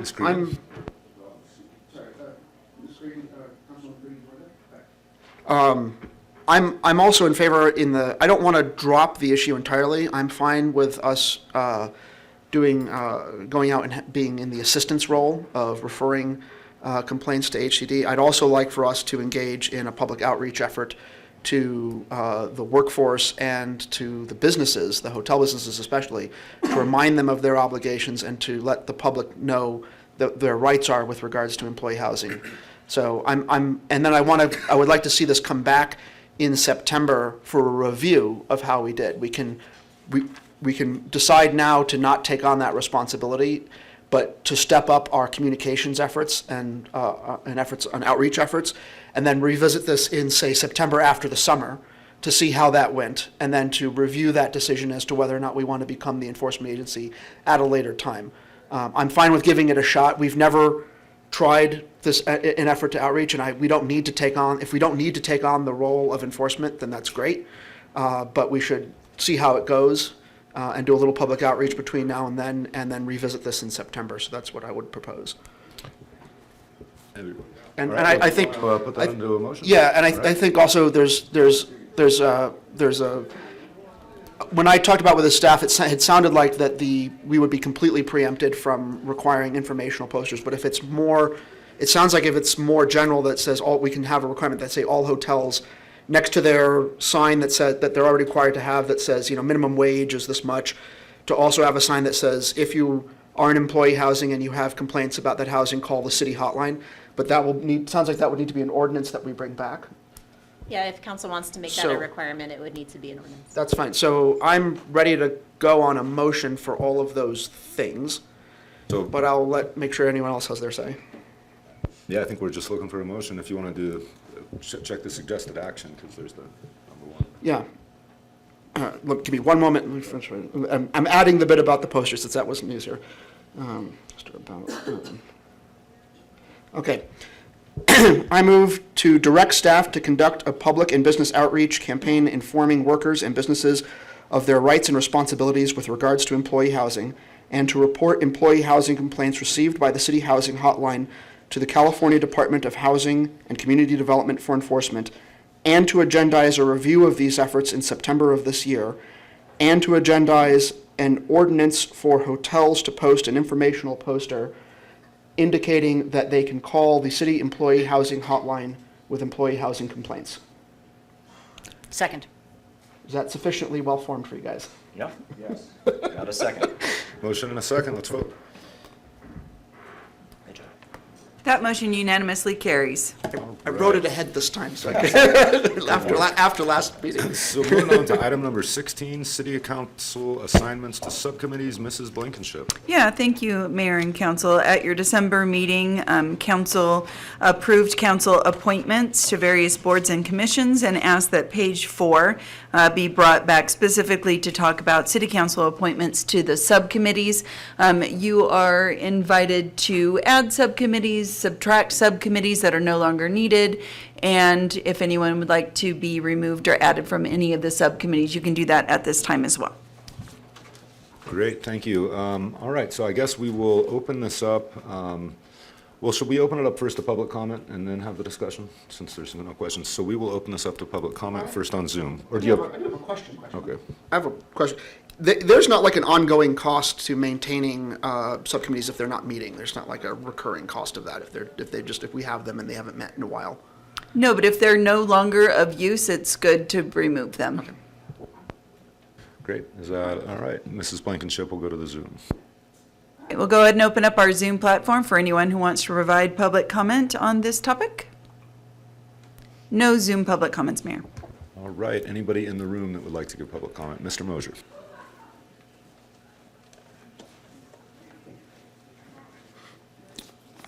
Ed Moser, South Lake Tahoe. First is talking about subcommittees and doing away with some, and I would like to see one formed to attract Jersey Mikes here in town. And I would appoint Mr. Robbins, being from New York. He should have an acquired taste. Put him on the subcommittee to start with, and anybody else that wants to jump in. And second is, subcommittees, of which actually accomplish, and I would like to see some more from time to time of, some that are important and some are of great lesser importance. But see more well-rounded, more complete reporting on from subcommittees, especially like finance subcommittee stuff. So, that I think is important. See how money is spent, how decisions are made, And we'll try to make that a priority of just responsibilities of the subcommittee members and stuff, not just, rhetoric or propaganda or anything there, but actually give us some facts and let us know what's really going on here would be helpful. Thank you. All right, thank you, Mr. Mosier. Anybody else in the room for public comment on this item? Seeing none, we will bring this back to council for discussion. Ms. Wallace, since you weren't here last time, we want to open it up. Yeah, I know that there was 2 questions, actually. I think there was a question on the transit subcommittee. And Mr. Bass, I heard your comments about why you wanted to stay on it, and I think that for the same reasons, because we're sort of in the middle of something right now. After that, I think that I would be absolutely willing to step down from that. But I think that the progress that we've made and the positions that the moves that we're making right now maybe needs some consistency for the same reasons that I sent word through Ms. Cregan that I would like to keep all of my other committee assignments because I was absent at the last meeting. We're just in the middle of stuff. So the transit subcommittee. Now, as for the other committees and 2x2s, I know that there has been less activity on the 2x2s, partly because of other agencies and our attorney questioning the Brown Act situation with 2x2s, and so they've been going to like the 1x1s and things like that. So maybe we might want to reconsider those. I don't think that we want to stop those relationships, because I think having an ongoing relationship with assigned council members is a really good thing with the school district, the community college, El Dorado County, and SDPUD. I think that that's super important, but we may want to redefine those based on some of the new determinations made by staff council on those agencies and Ms. Stroud for us. And then I would just ask on the subcommittees that I'm not familiar with, are they active? And so. Is, for example, is LTCC subject to like the Brown Act, for example? Yes. Okay. Yeah, they're all elected bodies, so they're all subject to the California Brown Act. The board of LTCC, the board of the school district, the board of SDPUD, they're all subject to the Brown Act, as we are. SDPUD has made the determination that they're not allowed in the 2x2s. I was wondering what the other agencies had determined. My understanding. There seems to be inconsistency. Yeah, like I said, there's inconsistency, so. Yeah, my understanding is STPUD is the one agency on the list that has a difference of opinion from our legal counsel. All the others are okay with the 2x2s. Correct. But Ms. Stroud, didn't you also have some consistencies with STPUD? I think there's some uncertainty about that. Okay. And there's split of position among agency councils. Okay. Yeah, there's arguments on both sides. There's no case on point. So maybe we want to change those to 1x1s with an assigned council person, because I still think that those relationships are super important. And there have been times where, especially because I've been involved mostly with the SDPUD one prior to this previous assignment, where we have really been able to work closely with SDPUD staff and our staff, and at that time it was a 2x2, and solve issues. So I think we need to we still need to have those on paper where we have an assigned council person, but maybe we just want to change it to a one person with maybe a backup, if that doesn't violate the Brown Act, with the backup portion of that. Mr. Friedrich. Thank you, and Ms. Wallace, I think we brought this back because it was in consideration of your presence, and we talked about that transit subcommittee, and I'm happy to have you two continue. I'd express interest because I am on TTD and also the TRPA's new committee on transportation. However, probably having more of us involved in transit is better than fewer, so it's all good, so I'm happy to support that. Let's see, a quick report back. Multicultural Alliance Subcommittee has been primarily focused on the annual festival now, which has been a great success, and there has been some internal discussion about moving that to like an independent organization, which probably makes sense. But I would say I would want to continue it in this form until we get to that point, so we can just show our support for this, the spirit of the subcommittee. So that's a quick report on that. And then on STPUD, I know we have two of us. I'd be happy if to defer to Mr. Robbins if you want to be the lead, and I could be the alternate. That works for me. So it would just be clarify that it's a 1-by-1 with a backup. Great. Quick question, Ms. Stroud. Can we do an FPPC advice letter on 2x2s? That would probably be an attorney general opinion. We could do that. I would just caution that we need to be prepared for any answer that we get, which could, especially El Dorado County has told us previously when we asked to make these Brown Act bodies, that they weren't willing to do that. So it might mean we're not having a 2x2 with El Dorado County anymore. Okay, interesting. I mean, yeah, I kind of agree with like moving it to the 1-by-1 or one primary and an alternate. So we kind of keep the two people, but one's an alternate, one's the main. But and then as far as committees, I agree. Like the Multicultural Alliance, that'll phase out when when we create kind of its own organization, and somewhat with the Transit Subcommittee and some of the plans that we have, that also very well kind of becomes its own agency. At which time, yeah, the makeup of it will change.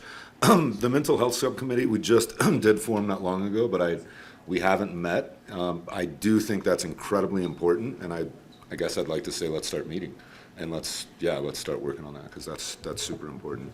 Other than that, is there any other discussion, or do we need to even make any changes at this point? Besides, do we need to make a motion to make them 1-by-1s? Is that something we should do today? If that's council's pleasure, then yeah, we would need to do that and Then identify who's primary, who's alternate. Okay.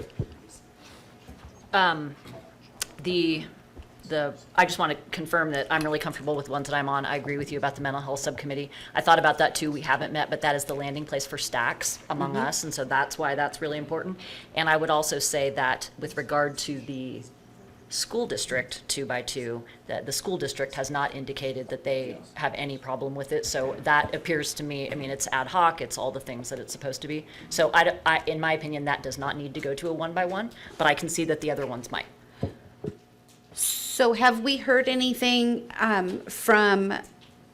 so El Dorado County currently is okay with the 2x2? Yes, and in fact, when we asked them to make them Brown Act meetings, which would take care of any legal concerns, they're not willing to. Well, okay. So then maybe the only one, and I don't know about LTCC, but do we have any indication on LTCC's position? No, besides STPUD, everybody else is fine doing 2x2s. So maybe we just do it for STPUD. And I've been working with Nick Exline for the last year on that 2x2 that's really been a 1-by-1. So do you? Anyway, that's what's been happening. Go ahead and make a motion to make that happen. Sure. So I move that we adopt the 2024 City Council appointments of subcommittees as indicated on page 4 for maintaining all appointments with the exception of the South Tahoe Public Utility District Subcommittee, which will become a South Tahoe Public Utility District representative with a backup, with the representative being Councilmember Robbins and the backup being Councilmember Bass. Sorry, Friedrich. God, almost got it. God, so close. Second. All right, motion and a second, we will vote.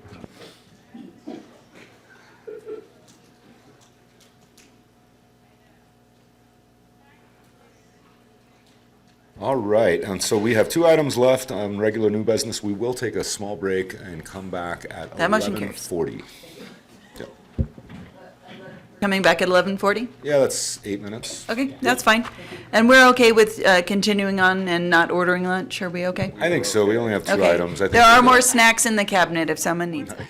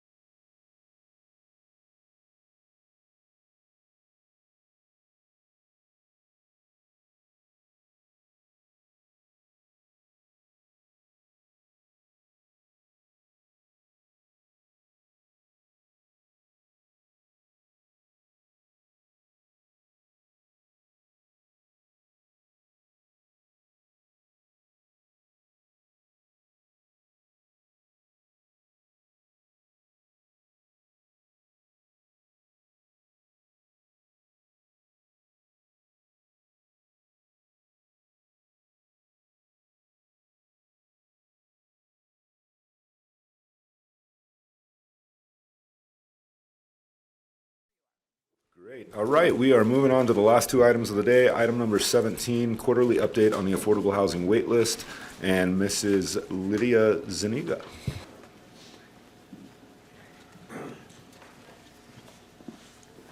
Good morning, City Mayor, City Council members. My name is Lydia Zuniga with Development Services Department. And before you this morning is an update on the affordable housing wait list. On March 28, 2023, staff was directed to bring an item before City Council to discuss the number of people actively waiting for affordable housing. Furthermore, on September 12, 2023, staff provided an update on the affordable housing wait list. During this meeting, staff was directed to conduct an affordable housing wait list reporting going forward.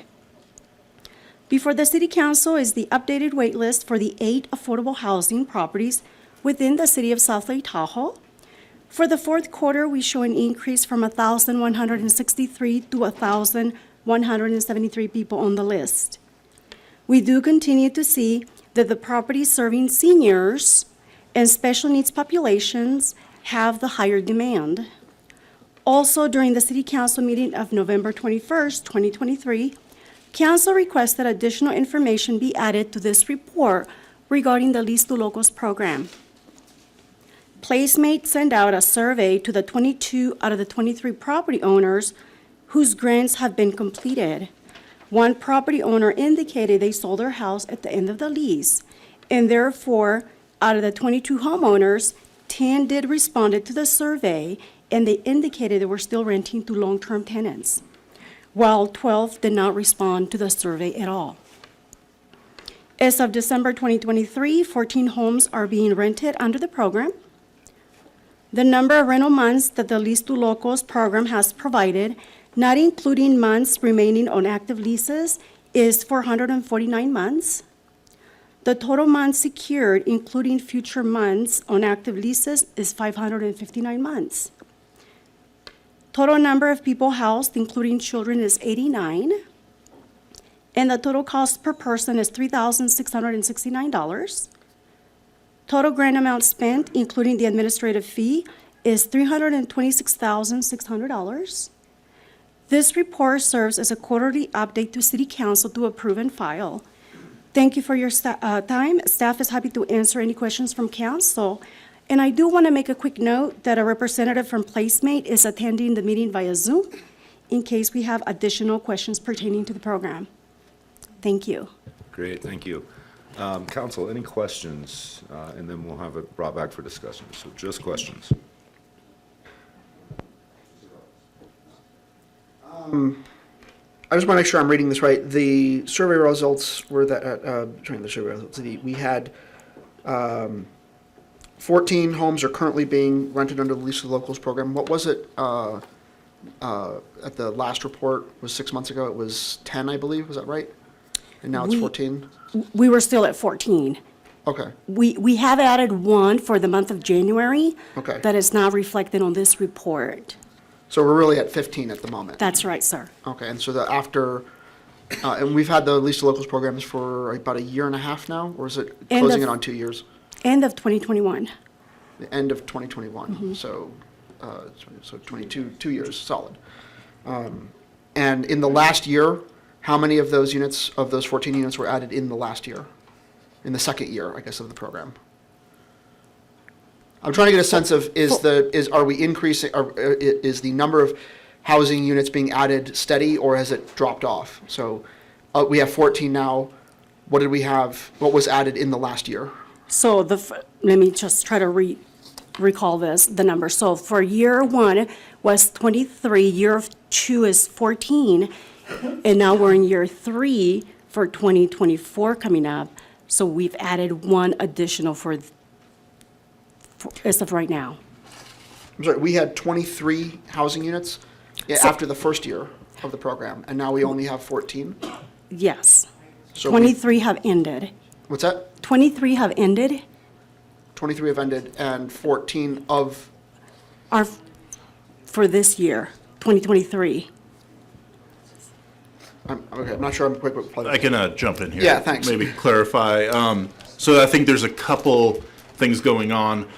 For the purposes of the Lease to Locals program, it's a one-year lease. It's a Right. one-year grant, so once they hit 1 year, let's say it's March to March, they drop off the program.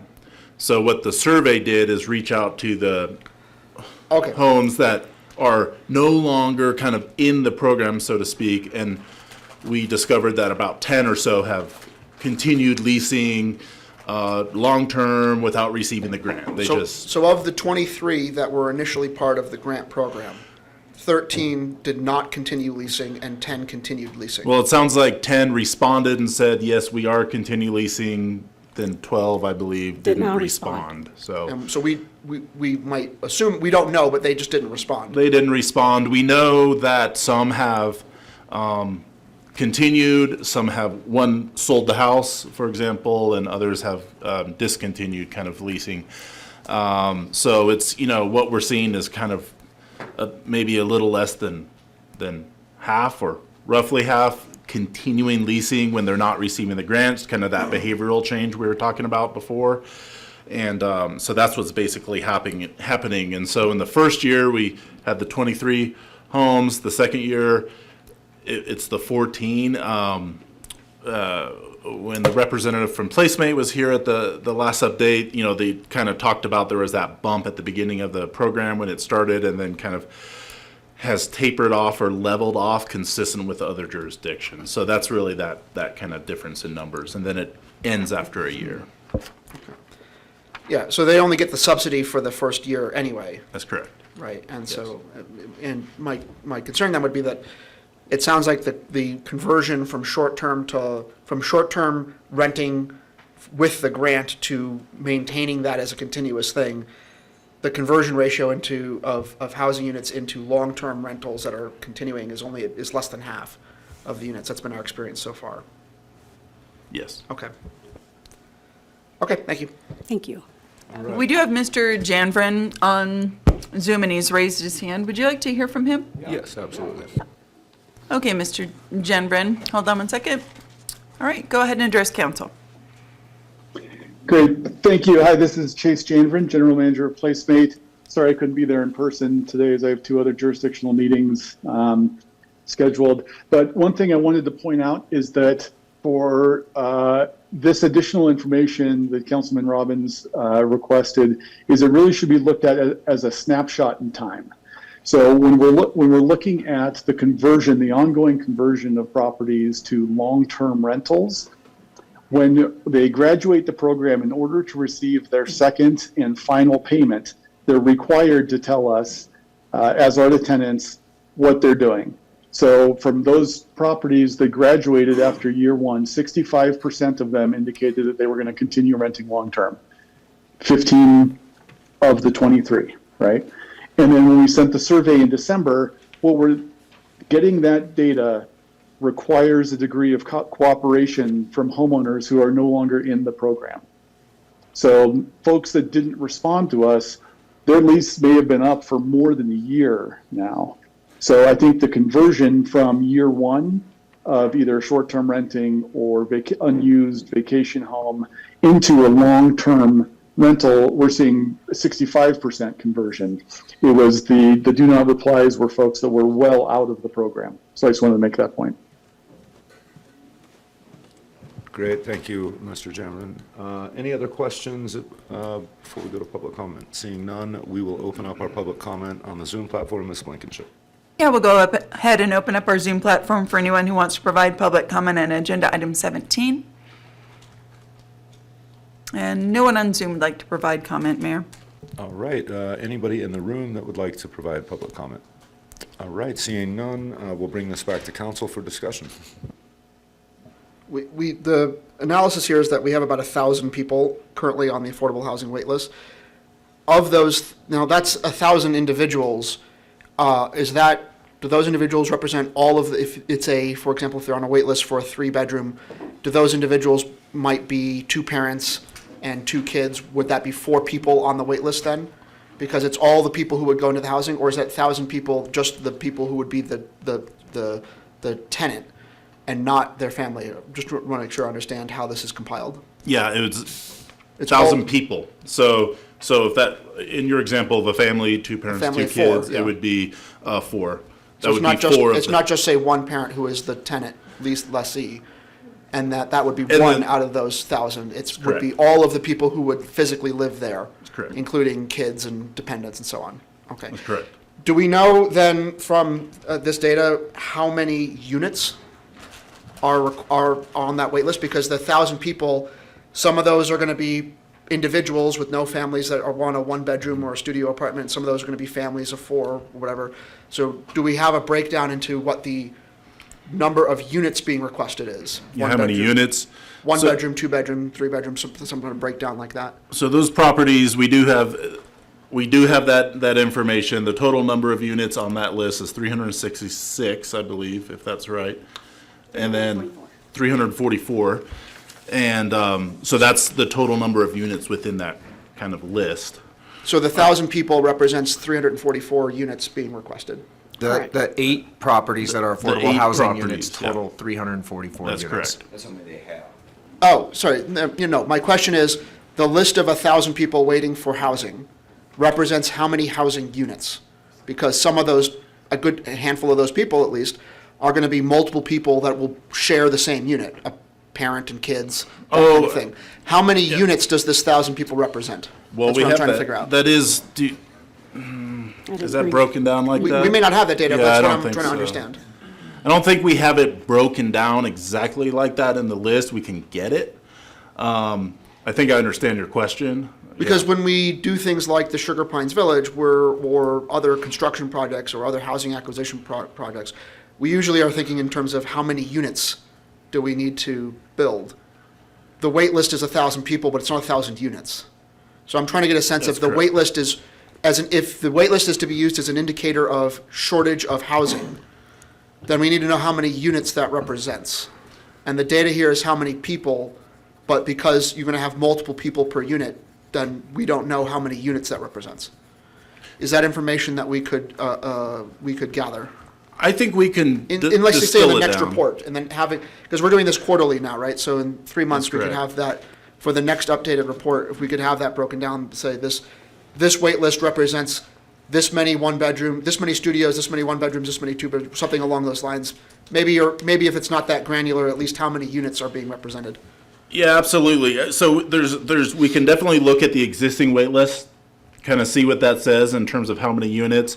There's also the market studies that are associated with kind of current developments that do break down kind of necessary units needed, 1, 2, 3 bedrooms, et cetera. So we can look at that a little bit further detail for the next report, yeah. The last housing needs survey, this is maybe a question for council and as a whole.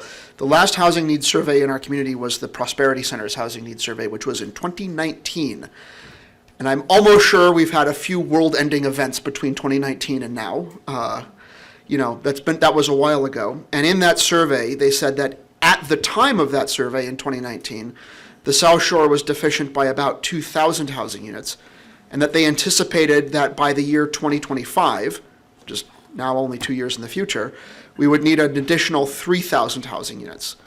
And in that same time period, the total number of housing units available for local occupancy has actually decreased. We know that because we've seen the number of second homes has outpaced the total amount of construction.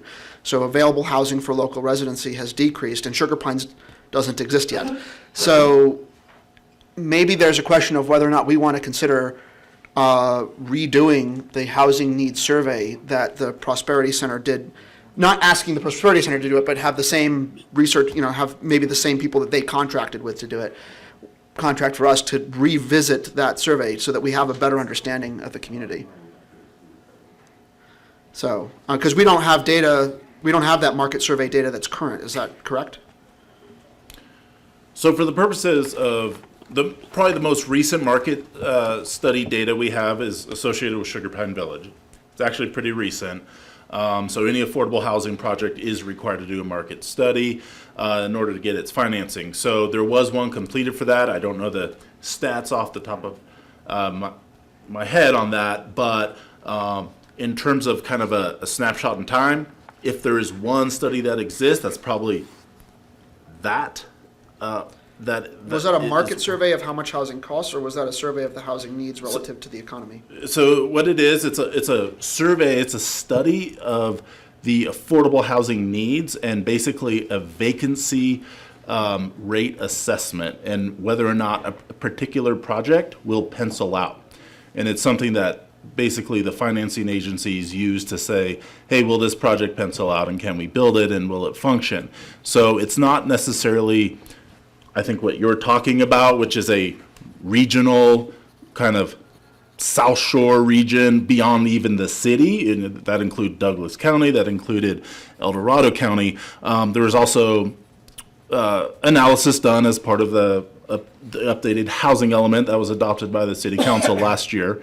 Again, the methodology, the systems used, different than the South Shore Housing Needs Assessment that TPC conducted in 2019. So there is a variety of different data sources out there, methodology, things like that. And I think that was also kind of reflected in the housing funding study that was done, this past year too, is kind of how to look at all that. So I think if there was any kind of desire for a future needs assessment or analysis, that's something that that we could look at per council's direction. Do we have, this may be getting ahead of the topic, do we have a broadly rough idea of how much that cost the Prosperity Center to do that survey in 2019? I don't know that number. We have, I believe we have an agendized item requesting the rental registry that was a few months back. When is that coming up, or do we have an idea as when that would be happening? Right now, it's February 13th. Okay, so that's coming up soon as well, which would be good. I don't know, I think it's worth thinking about looking at updating the sort of the broad area housing needs survey that hasn't been done since 2019. That was last done in 2019. A lot's changed since then.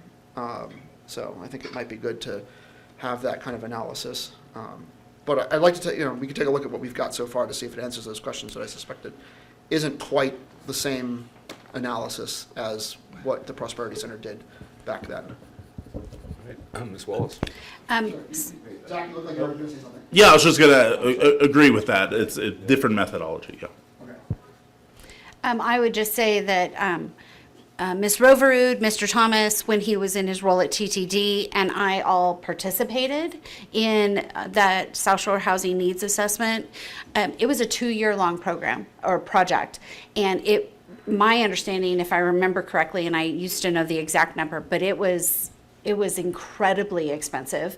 Not to say it's not useful information, because it is absolutely useful information, but I'm not certain, based on the process that we went through before, and Hillary and, Ms.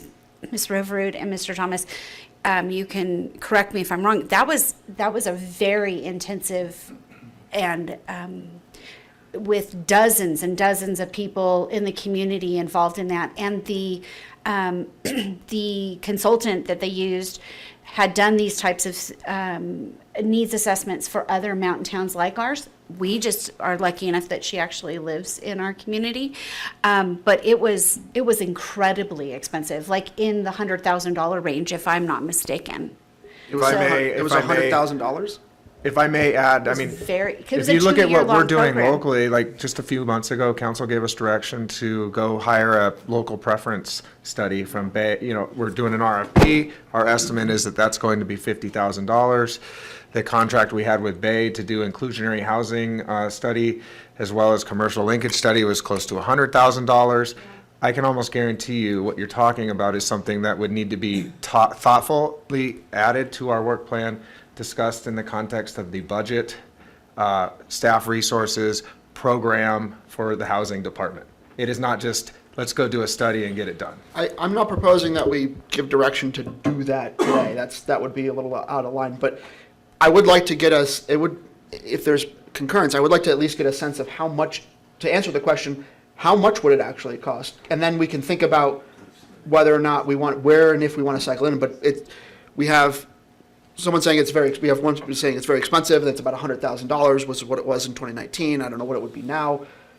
That $100,000 is a lot of money for me, but that's not an unapproachable amount of money. But I don't know if that's even plausibly what it actually would be. Maybe it'd be a lot more and it would be unaffordable. More importantly, it took up there was dozens of us, like 36 people that participated in that, and we did it over the space of 2 years. It was not just the money involved, it was a lot of community time and staff time for the Prosperity Center at that time. I'm not saying this would be as comprehensive because I will assume that you don't want to go from Glenbrook to Tahoe like the Tahoe Prosperity Center did.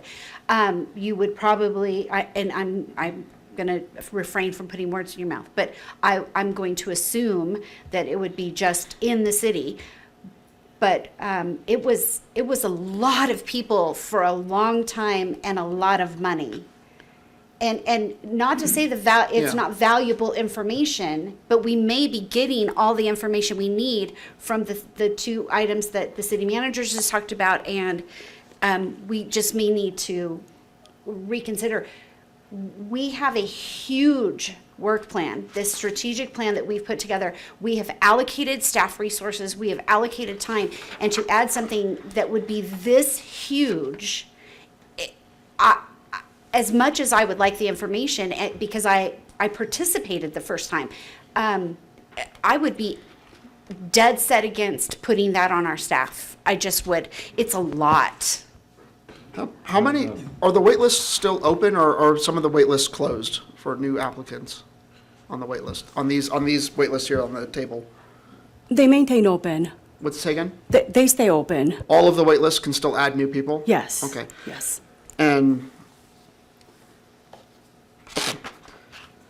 All right, is anybody else have any? If I may, Yes. Mayor Bass, I think Director Thomas mentioned a couple of the items, reports that have been done in the past. What I'd like to suggest is that he compile those and just share those with me, and I'll distribute those to council for your review.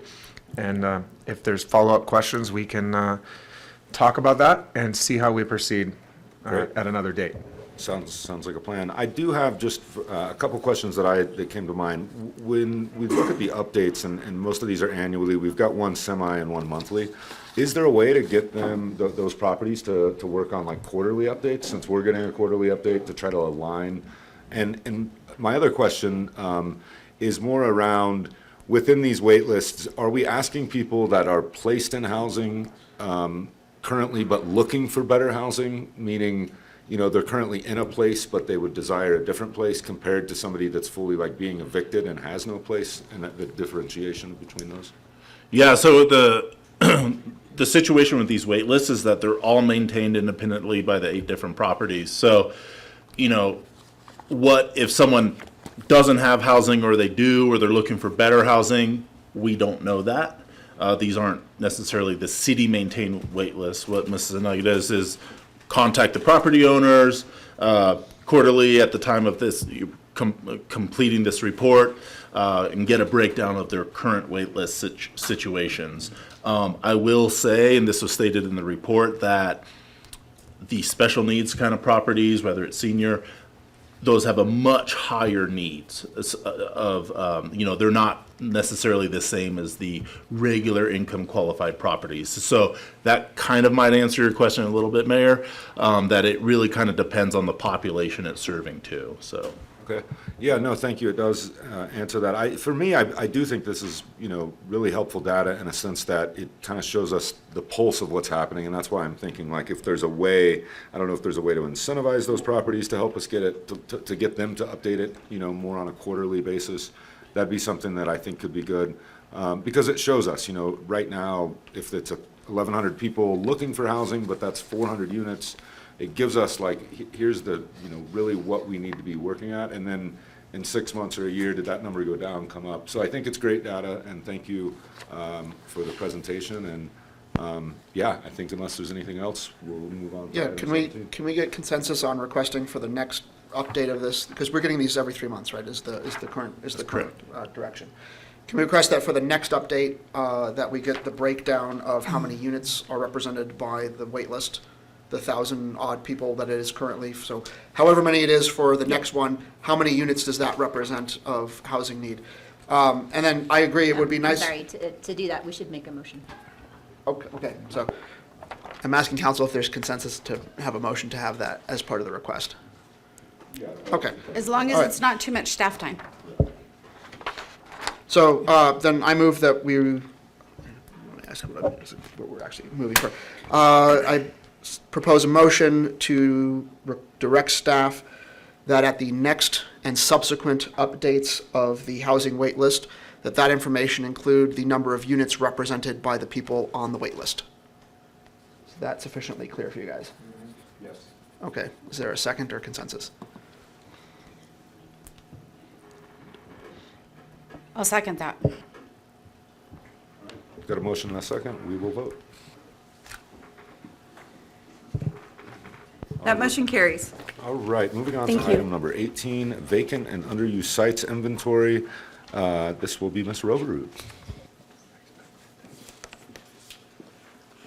Thank you, Mayor, members of the council. I'm Hillary Roverud, Assistant City Manager.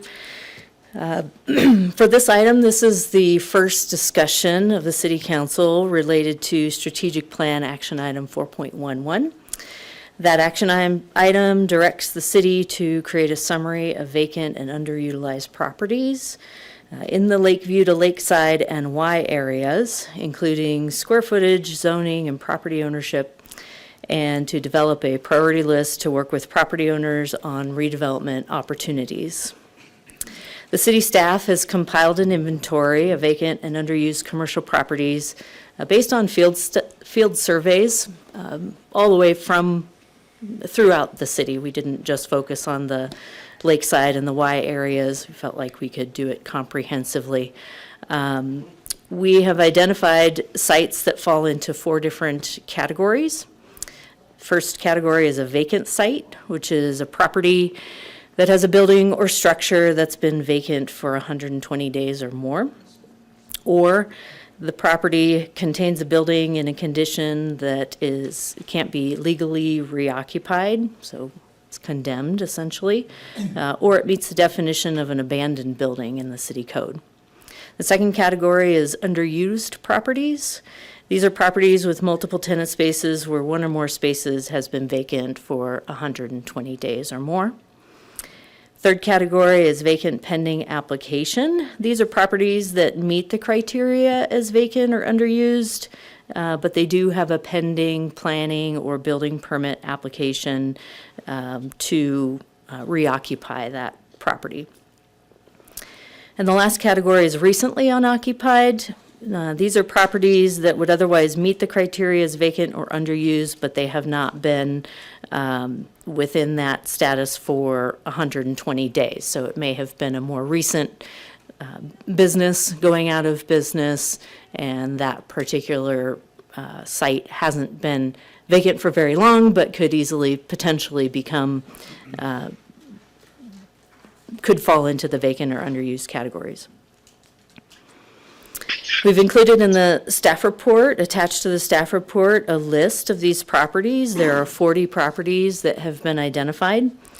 16 of them meet the definition of vacant and do not have active building permit or planning applications pending. And there are 4 sites that meet the criteria for underused. This inventory has been integrated into the city's GIS database and can be made available on the city website with periodic updates. That would be an interactive opportunity of a map as well as a list of these vacant sites. On the map, you can click on the map and get the additional information for each site, which might be useful for developers or potential property owners looking for a location to invest. We've also included the map in the staff report. Again, that one is not interactive, but what's on the website would be. So annoyed with it.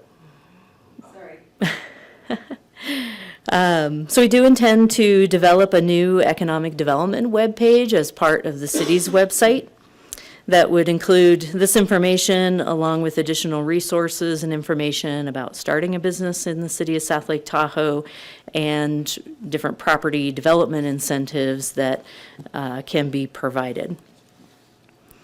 We have identified 2 sites as priority sites. The first one is the Chateau site at 4139 Lake Tahoe Boulevard.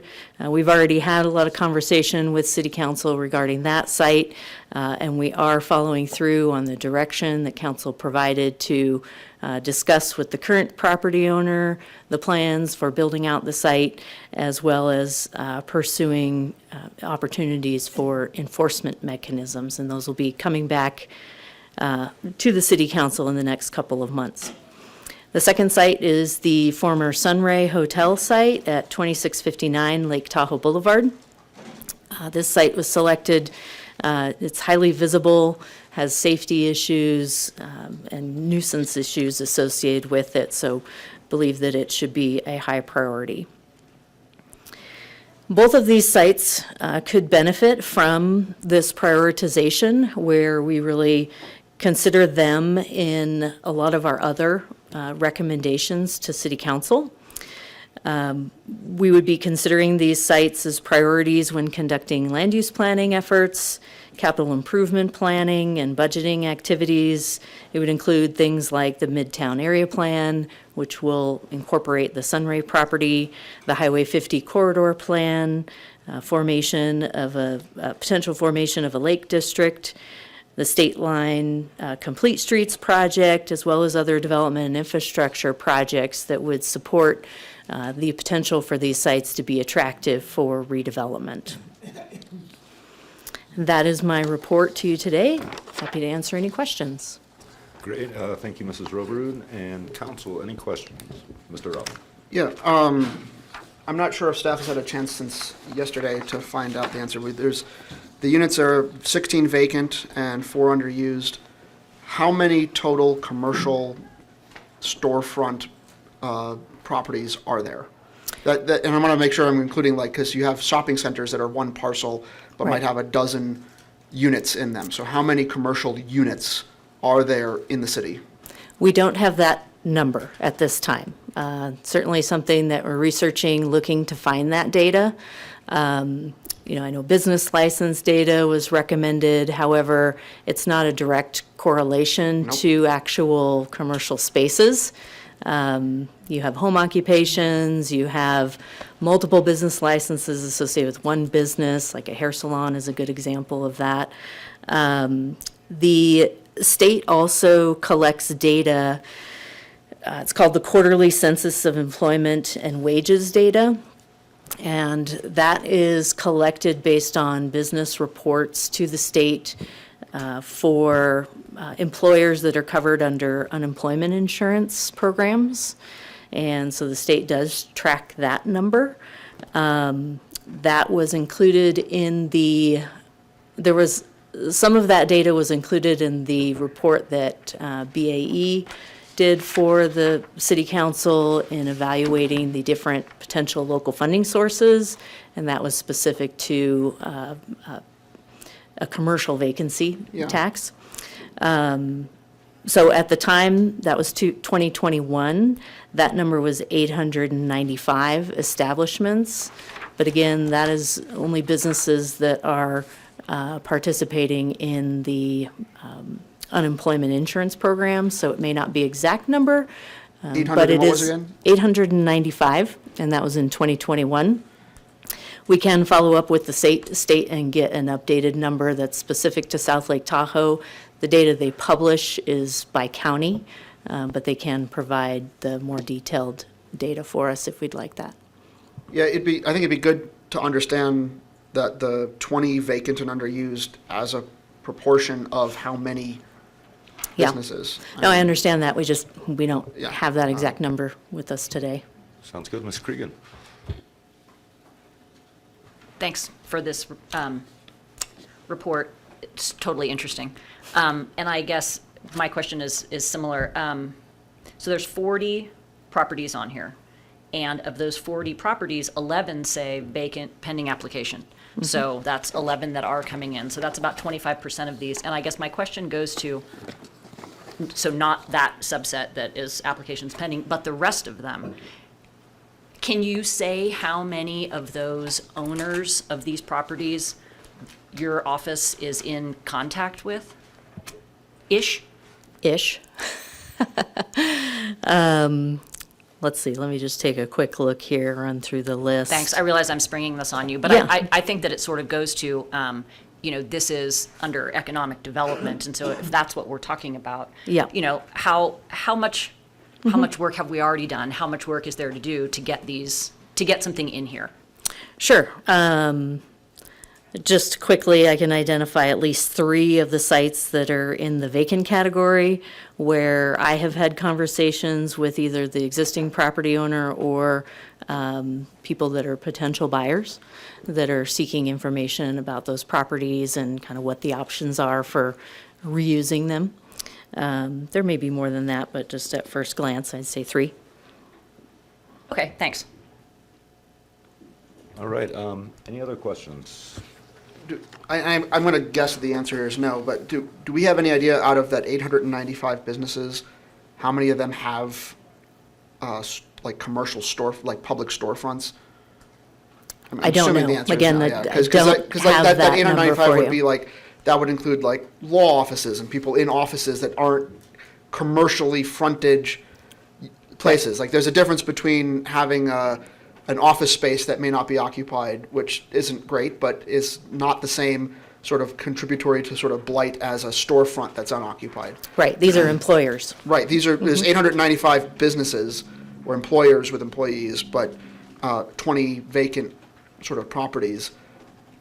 It'd be good to get a little more clarity on like what that actually Yeah. breaks down to. It's not a direct I correlation know. to the actual commercial tenant Yeah, exactly. spaces that we have in the city. So we'll continue to look to try to pin that number down. Are we on track? Are we going to get an update on this again, or is this a one-off agenda item? Or is this going to be a periodic thing, like semi-annually or annually or something? I just don't recall how this was structured. Our methodology for designing this list is to update it and keep it updated periodically on the website, on the Economic Development page website. And then we'll serve as the conduit with property owners and commercial brokers. Of note, there is an update on, I think, the enforcement rules you talked about. Ms. Roverud talked about coming back to council in a few months, along with the update and kind of status report on the Chateau. hole in the ground property as well. But for this list, our plan is to update the website with current information periodically. And if we're able to get a better handle on the total number of commercial spaces in the city, we can certainly provide that to individual council members. Great, Mr. Friedrich. Thank you, Ms. Roverud. I know there's been, concern, certainly, we all see many recent business closures. Of course, there's been some new openings as well, but some highly visible ones. I mean, do we have a sense of I guess Ms. Cregan identified, 29 that are vacant without something in the works, how that compares? 20. What's that? It's 20. 20. How that compares with historical numbers? We don't. This is not something Yeah. that we've done in the So, past. or just a sense of it, like where we are now compared to where we've been in the past? The city manager's office is working on developing some indicators related to your strategic plan goals and priorities, and economic development is certainly a component of that.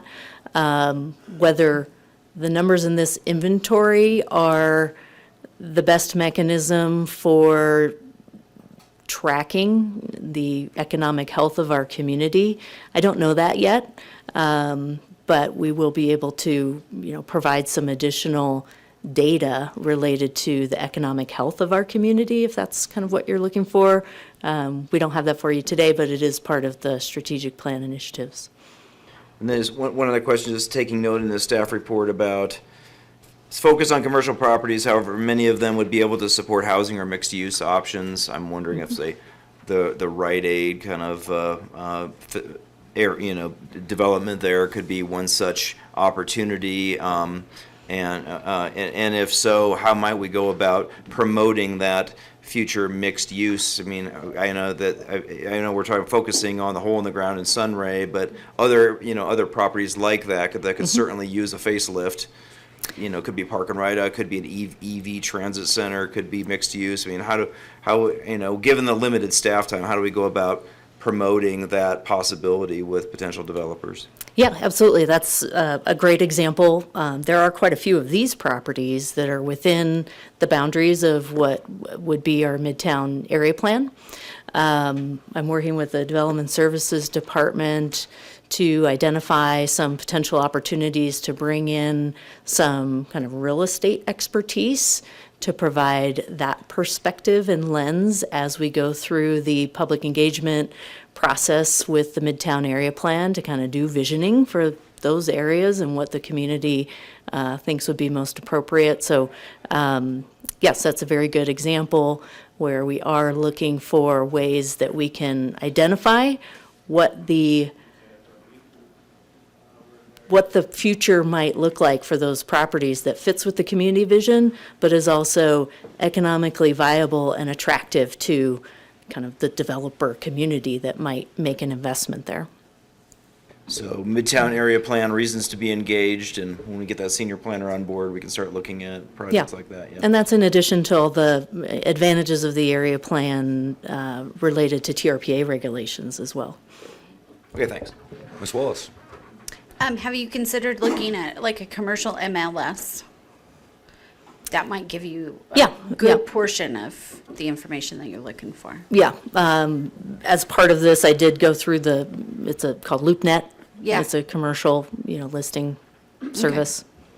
So keeping an eye on that as well. Thank you. And I agree with you that just because of building it, as a Chamber of Commerce girl, you don't want to see any empty buildings, but I also don't think that it's the only indicator of economic health in your community. It's just one factor. So Yeah. I agree with you on And I that. think with some of the more recent properties that businesses have left, you want to give a little bit of time to see if another business is going to fill that quickly or if it's going to languish like some of these that have been vacant for a lot longer. So we kind of have those on the monitor list.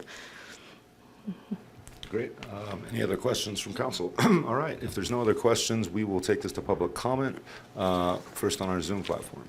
Yeah, we'll go ahead and open up our Zoom platform for anyone who wants to provide public comment on agenda item 18.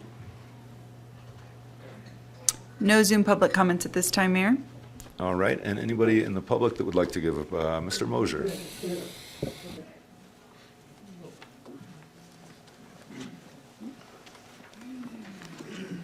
Ed Moser, South Lake Tahoe. You have first on your list here the Chateau. Been there since 2007, the whole.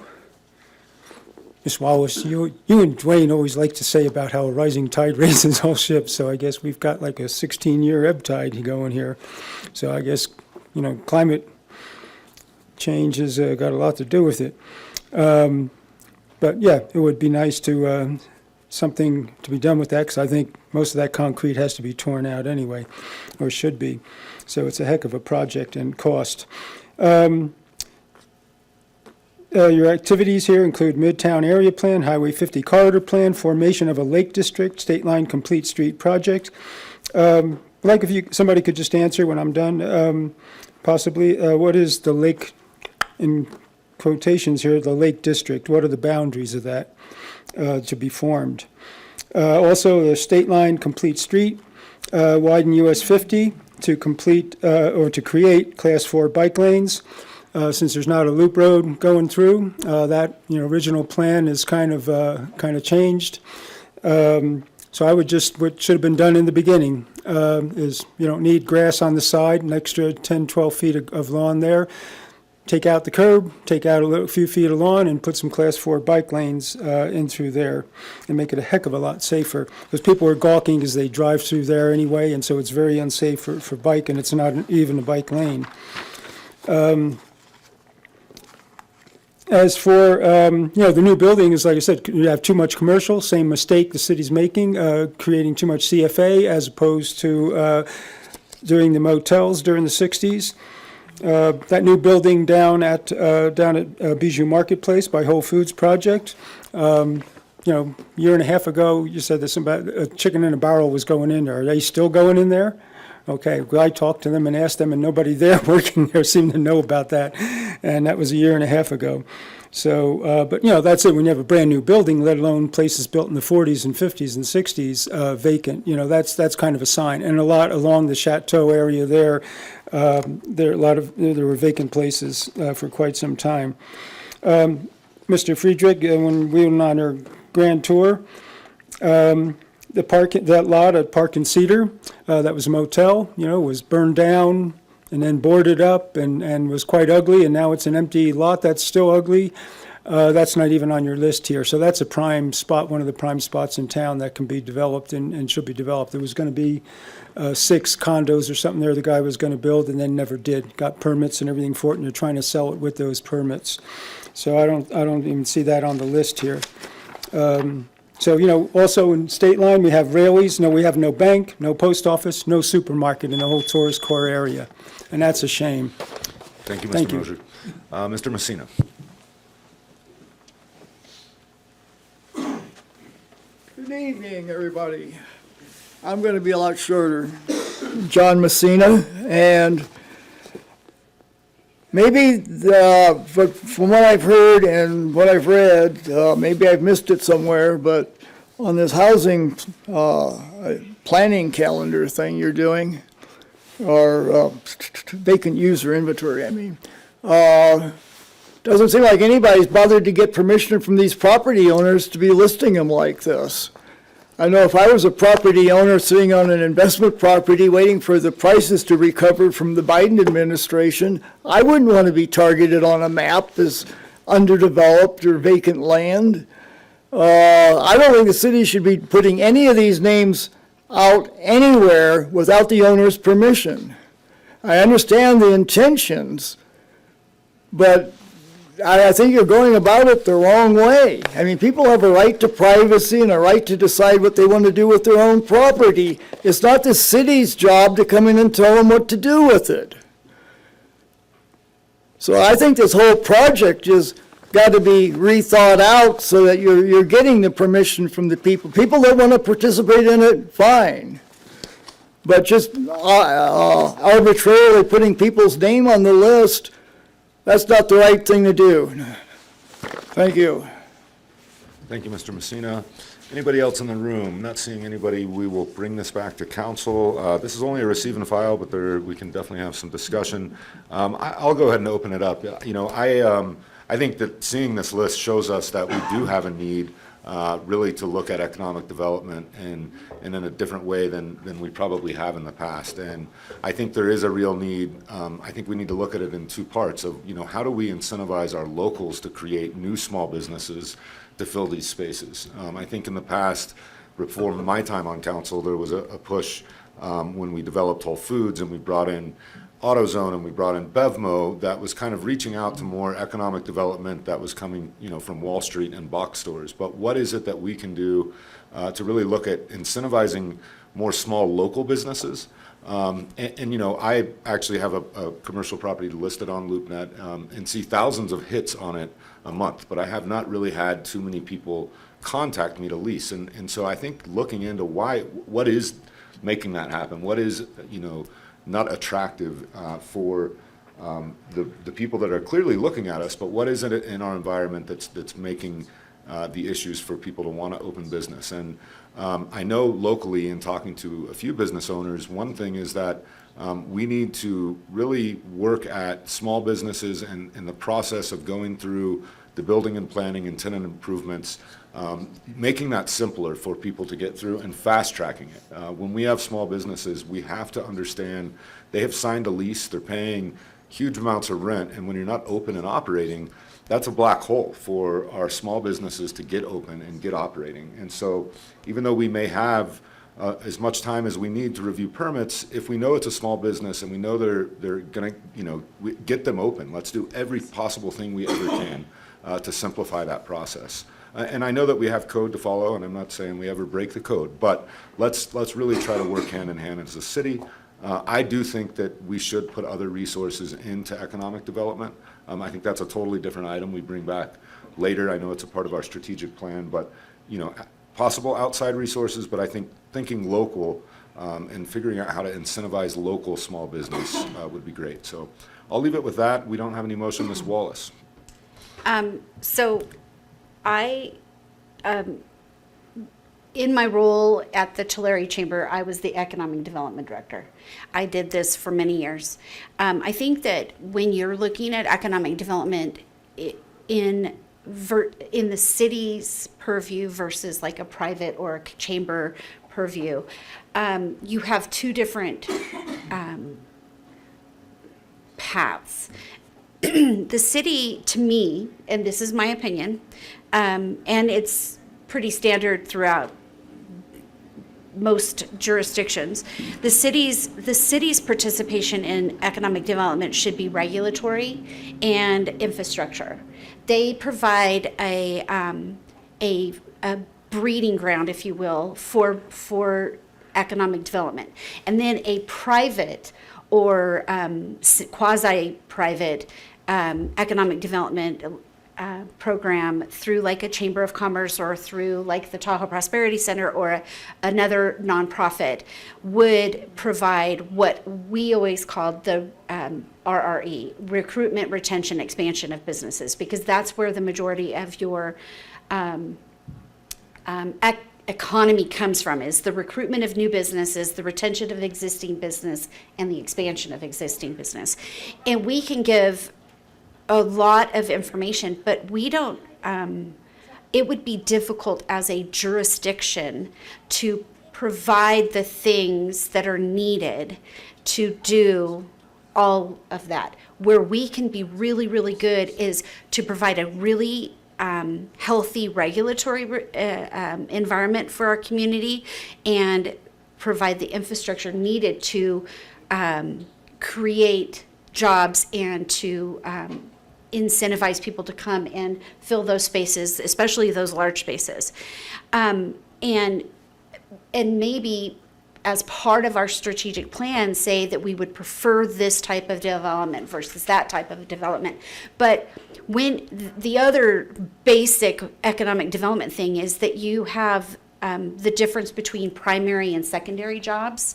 Primary jobs are jobs that create new wealth. They bring new wealth to the community. And then secondary jobs are jobs that circulate the wealth, recirculate it, and they're both super important. But I know you and I have had this conversation before, Mayor Bass, but when the city previously did Bijou Creek Marketplace and they called it economic development, they were absolutely wrong as far as I was concerned. The only new wealth that was created there was property tax. The rest of it was just dividing the current pie into smaller pieces.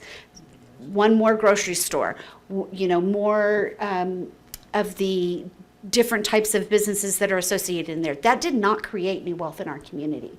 We need, in order to build that economy and to make that higher tide that raises all ships, because I do believe in that, is that you need to incentivize certain types of businesses to come. And the city's role in that, to me, again, in my opinion, is very clear: regulatory and infrastructure. Thank you, Ms. Wallace. Mr. Robbins? So I have some experience in that domain. I opened a small business in the last couple of years. And we were at one of the locations that's currently on the vacant list. We were at the Verizon building. We're now at the location where the KFC was. But I got to tell you, in the 2 years that we were working to get our small business open, I think, and I have avoided studiously talking about it now that until we were fully permitted and fully open. But our experience with the city would charitably be described as significantly unhelpful.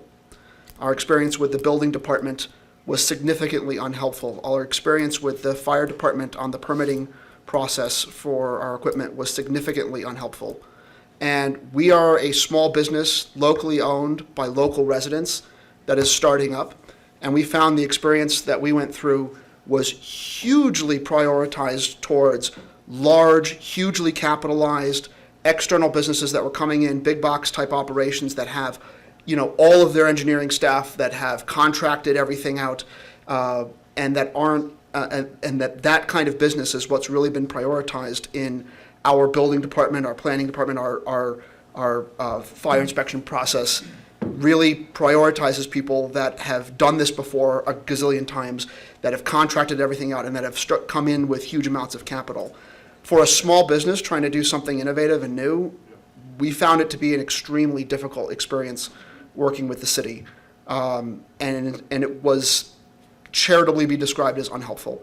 And that's the kind of thing we want to be encouraging. I would hope I would find consensus that we would want an economy that incentivizes local people to shift from being workers to owners, from local people that have ideas that want to invest in the community to actually be able to start their own small businesses in whatever area. But we found that the city was a significant obstacle towards that, not a help. And I think that is part of what contributes to some of these, particularly because some of these storefronts are small. These are small commercial properties. These are small businesses that are size of, restaurant-sized, retail-sized. These aren't Target-sized properties for the most part, where you were coming in with corporate engineering and corporate development that has done this before, that has experience in this. So for the small, I guess mom and pop's the wrong term, buddy and buddy, trying to go through this process. I think the city has an enormous amount of distance to go until it could be described as being helpful towards supporting small businesses in our community. And I've avoided talking about this until now when it's come up, but all of that is now in the rear view for us. So I wouldn't mind having a further discussion on how the city can be supportive of small local businesses. Trying to do things as simple as remodel and move a wall from one place to another is just really hard. If you're not an engineering firm that has this all down. So I wouldn't mind having that as a follow-up discussion on how the city can improve small businesses. This might be something that is a larger topic, that might be a strategic plan level item for a year from now when we revisit our strategic plan to discuss how to become better at serving small businesses in our community. But I have recent experience in this, and I think there's a lot we should be doing that we're not now. All right. Go ahead, Mr. Friedrich. Just, I guess, a quick follow-up to Ms. Wallace's comment. What is the role of the city? Certainly infrastructure, as mentioned, and Ms. Robbins, you're hinting at regulatory changes. Mr. Moser did ask about the Lake District. That's envisioned as Lakeview Commons to Lakeside Beach, everything north of Highway 50. So, our notion there was if we could invest in infrastructure in that zone, which could include the Bijou Marketplace and places in between, that we could redirect some tourist visitation to that part of town, which would in turn spur economic development. I think similarly, I appreciated the discussion of the Midtown Area Plan, where people park, where if we had transit hubs and in the future, people parking their cars to charge, EV charging for 2 or 3 hours could develop a nice mixed-use opportunity where they live, again, with mixed-use developments. So I guess as just the upshot as we're going forward in some upcoming, the Tourist Core Plan update, the Midtown Area Plan, we should just be cognizant of these kind of, what is our role and what are the opportunities to direct cars and visitors and locals to a place that will in turn attract business opportunities for entrepreneurs. All right, well, great. Great discussion.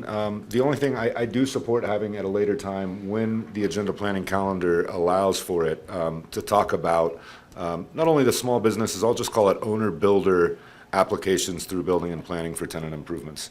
But again, I know we have a lot, and I want to let staff decide that. So with that. If I may, Mayor Bass, that's what I was just going to say. Process improvement is something we care about dramatically. I'm not saying the statement to defend my staff, but having worked in local government for 20 years in 4 different cities across the country, I've seen sometimes owner-builder plans are definitely subpar. That's no offense to them, but the reality is there's fire codes that need to be professionally designed, there's building codes that need to be professionally designed, and that costs money. So sometimes the cautionary tale is buyer beware, Don't sign a lease if you're not ready, and have a team assembled to assist you in meeting our standards. That being said, I think it's critical, and Zach and I are going to work together to start some process improvement efforts, and we can come back and report that to you guys. I truly think that's an operational issue, not a policy issue. If you're telling me right now, make sure we streamline our processes, fine, we'll work on that. But I don't think we need a discussion at council about that. That's my professional opinion to you guys. Okay, yeah, I hear you. Do we have a Class K builder permit, like owner-builder process right now? So, I mean, yeah, you can be that. But in terms of what Mr. Irvin is saying, I mean, in terms of the kind of level of detail on the plans, that's pretty consistent. As he mentioned, we're in the process of kind of actually in real time discussing process improvements just in general. And part of that is being more available to, especially when you're kind of an owner builder, as opposed to kind of having your own, an outside professional contractor, helping with that and providing a little bit more upfront service with that. And that goes across, kind of all the divisions, everything with, an item coming forward to the council is, for example, the ADU, pre-approved plans, things like that, to help kind of the small homeowner that wants to build an ADU. So things like that are kind of underway. So if I can we'll add be to that, I working mean, through that. that's exactly right. And I think we need to make our forms more readable, easier for people to understand, consolidate the information on there. And those are things that we're working on, and we will prioritize. You have my word on that. I think time is money. We get it. And when people invest in our properties, we need to make sure that we turn around those permits in an expedited manner. The metric I would like us to measure on this, if Mr. Rover would make note of this, is how many times do we have resubmittals? Because that shows that we're having errors at the beginning of our process for the information that's required. If people know clearly, I have to go left, I have to go right, I have to jump, and then slide down under to get my permit, then we should be issuing permits within 30 days to 45 days. And then people can do these TIs. So the other thing is we use outside services. The development services line of business requires us to staff up with outside services because of capacity needs. Our construction time period is 6 months, and that's a lot different than other places. And so it puts a lot of extra stress on our staff, but we're not going to go hire 4 extra full-time employees. And so we might want to think about processes for what plans go outside, what go inside. How do we create like an internal ombudsman system that provides that hand-holding support that is needed for our local people? I get it. We're working on it. And obviously, you guys want to come back, you can tell me, but I think give us some time and let's work on that is my request. And I just wanted to say, I'm totally comfortable with you coming back with a status update in 3, 6 months, whatever it is. So, Ms. Wallace. I don't want to belabor the point, but thank you for saying what you just said, because I think one of the biggest complaints that I get as a council member with regards to the permitting process is that someone will go into that department and they'll say, you need to do this, this, and this, and they'll do those things.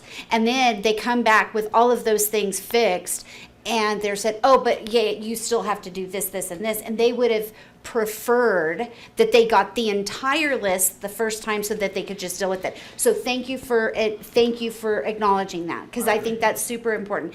And the only other comment that I'll make is that Mr. Irvin, you and I have had this discussion before, and I think it was even part of our strategic plan, if not this last time, the time before, trying to find a path to yes rather than no. I think that change in attitude is just so much more helpful when it comes to dealing with small businesses, because as Mr. Robbins stated, some of these people are not familiar with this thing because it's new to them.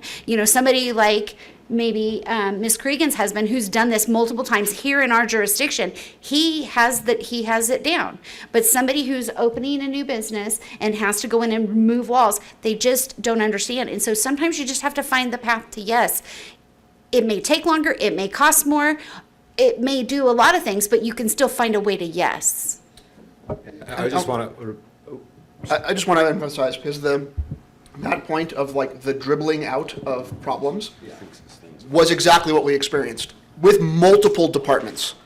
With the building department and with the fire department, we went round and round where it's like, here, correct these 3 things. We corrected these things. Oh, actually, now you need to correct these 2 other things.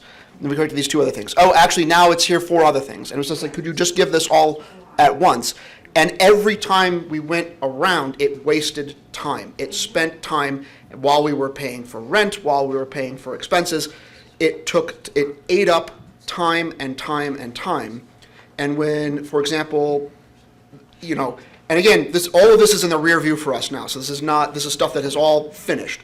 But with the example of the fire department, they had never permitted a distillery before. So they didn't know what the fire issues were. But then rather than going out and researching that and figuring out what the requirements needed to be and then coming around and telling us, this is what you needed to do, here are your list of things to have answered, they said, go out, research what we need to regulate for you and come back with the requirements that we need to impose on you and explain how it works. It was unbelievable, right? And this is who's responsible for figuring out what the rules are.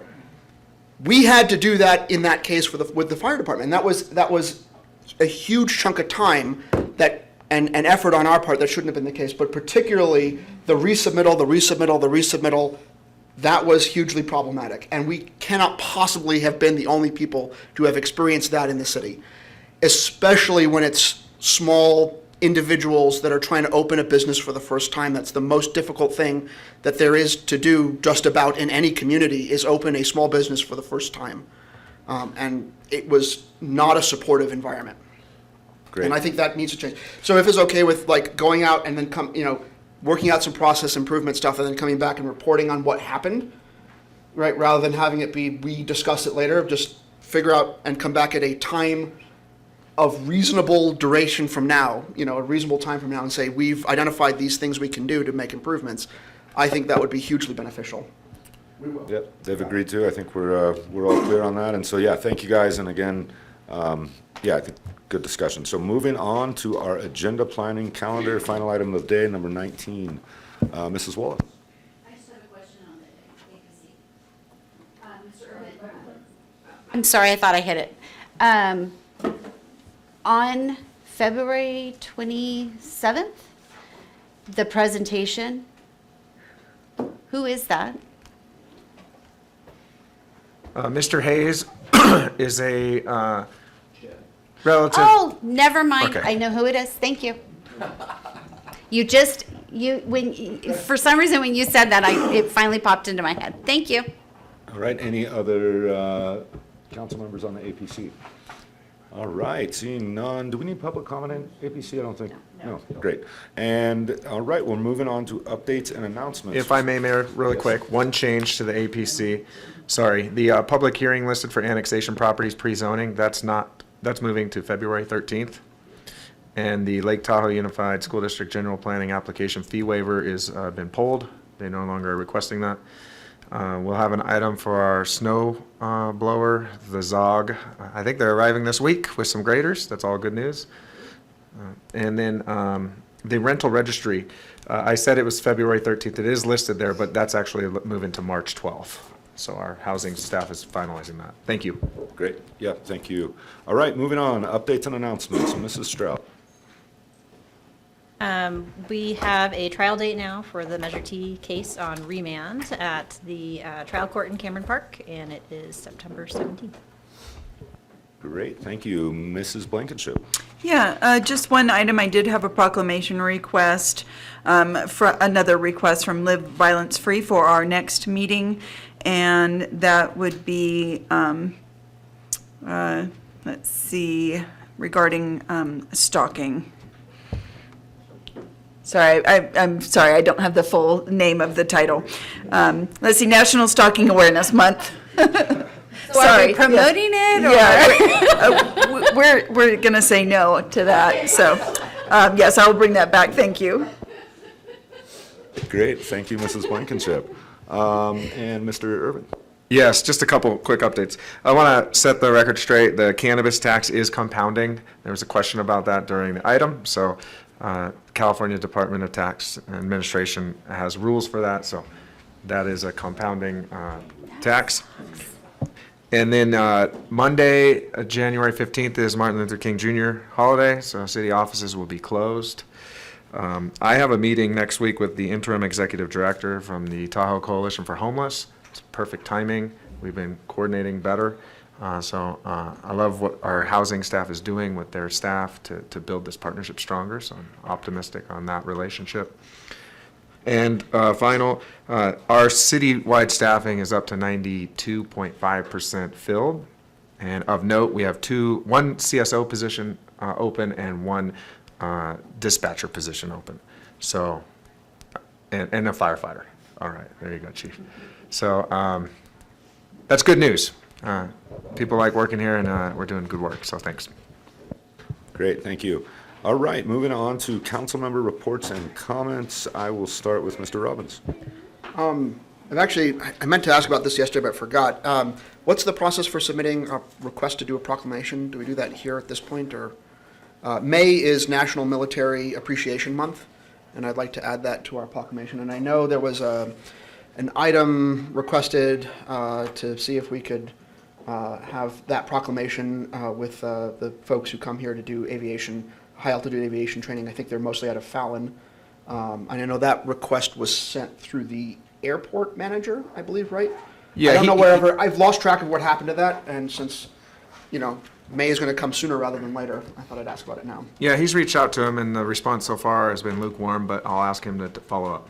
Okay, and can we put in a request for a proclamation for May as National Military Appreciation Month? Do I do these, when I have these, do I do these at APC? Is that the time for it, or is there any other time? That's fine. When's the right spot for that? I think it's fine. Okay, all right, very good. Sue will put it in the May calendar slot. And do you already have an entity that will be coming to accept that, or? Well, that was the question with the airport manager about if we can get a representative from Fallon or the like to do that, to come and receive that. Hopefully that. I'll follow up with you, Ms. Blankenship. Thank you. All right, let's see, Mr. Friedrich. Or actually, we'll go Mr. Cregan. We'll go back and forth. Nice. Thank you. The only subcommittee meeting that I had since our last meeting was the School District 2x2, which was really successful, and unfortunately Mr. Friedrich had a conflict, but we really, just as we were saying earlier, we reconfirmed the value of the relationship, and that was really powerful, I think. And then we have a Cal JPA ambulance meeting tomorrow. Thank you, Ms. Cregan. Mrs. Wallace. I was actually just going to say the only thing that I've had since our last meeting was the JPA meeting with the Cal Tahoe JPA. And the one good news, and Ms. Cregan can't talk about it, is that we did receive funding from the county to fully remodel that building. And so that's wonderful news, because when we originally went into the building there at next to the art building, we thought it was going to be around $1 million and $1.5 million, and it's now up to $6 million. But we got full funding from the county to redo the building. So wonderful news. I also had a Conservancy board meeting, which was 2 days after council, but I was still incredibly sick, so I didn't attend that. So I still have to have a meeting with the executive director to get up to speed. He was also sick and missed that meeting, so there was a flu going around. Great. All right, Mr. Friedrich.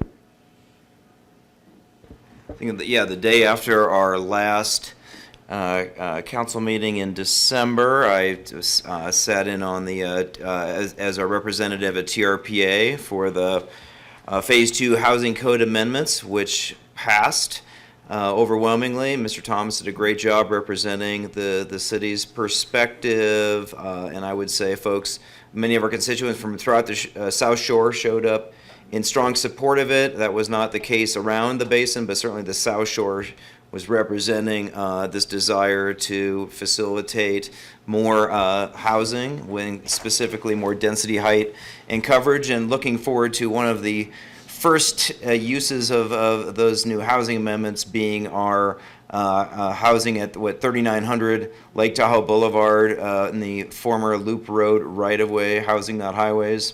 So, which will be kind of commensurate with our tourist core plan update. So just wanted to say that. I think that's some regulatory change that will allow some good new developments here on the South Shore.